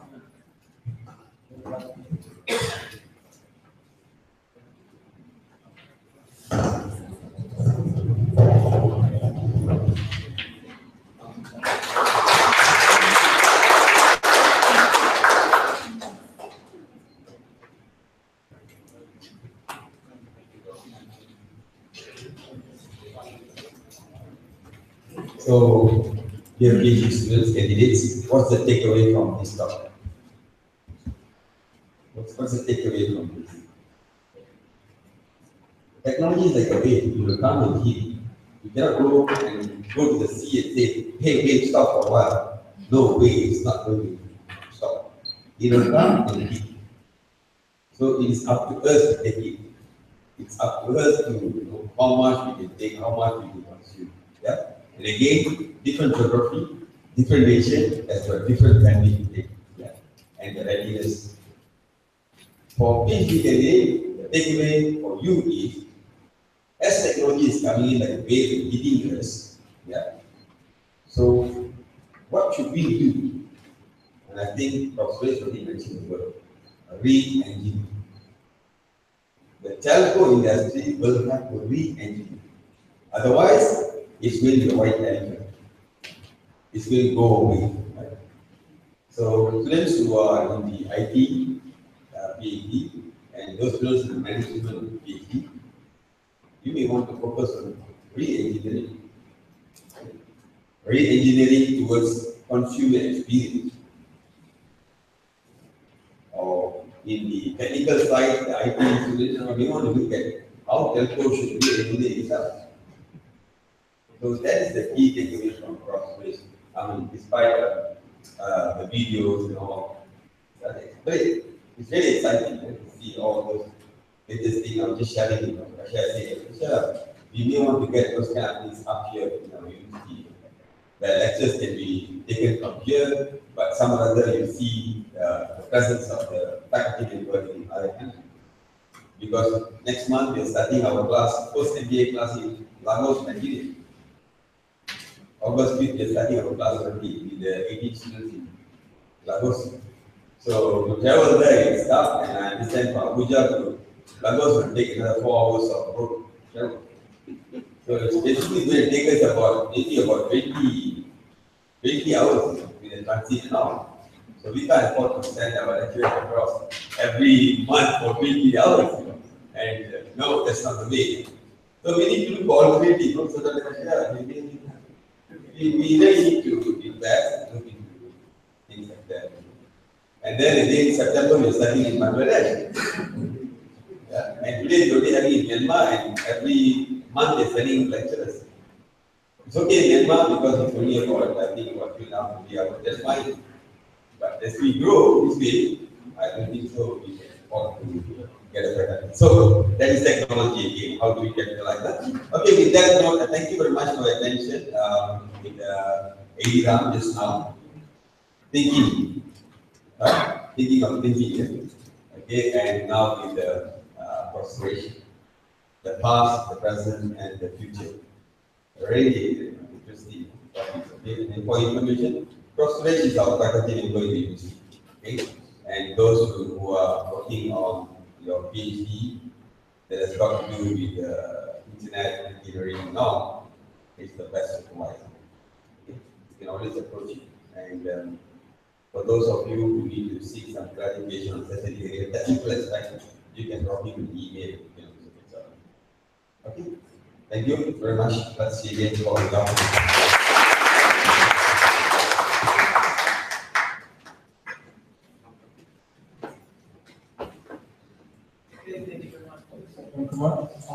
Just to share with you, there are 2 more agendas after we close this session now, lunch and prayer.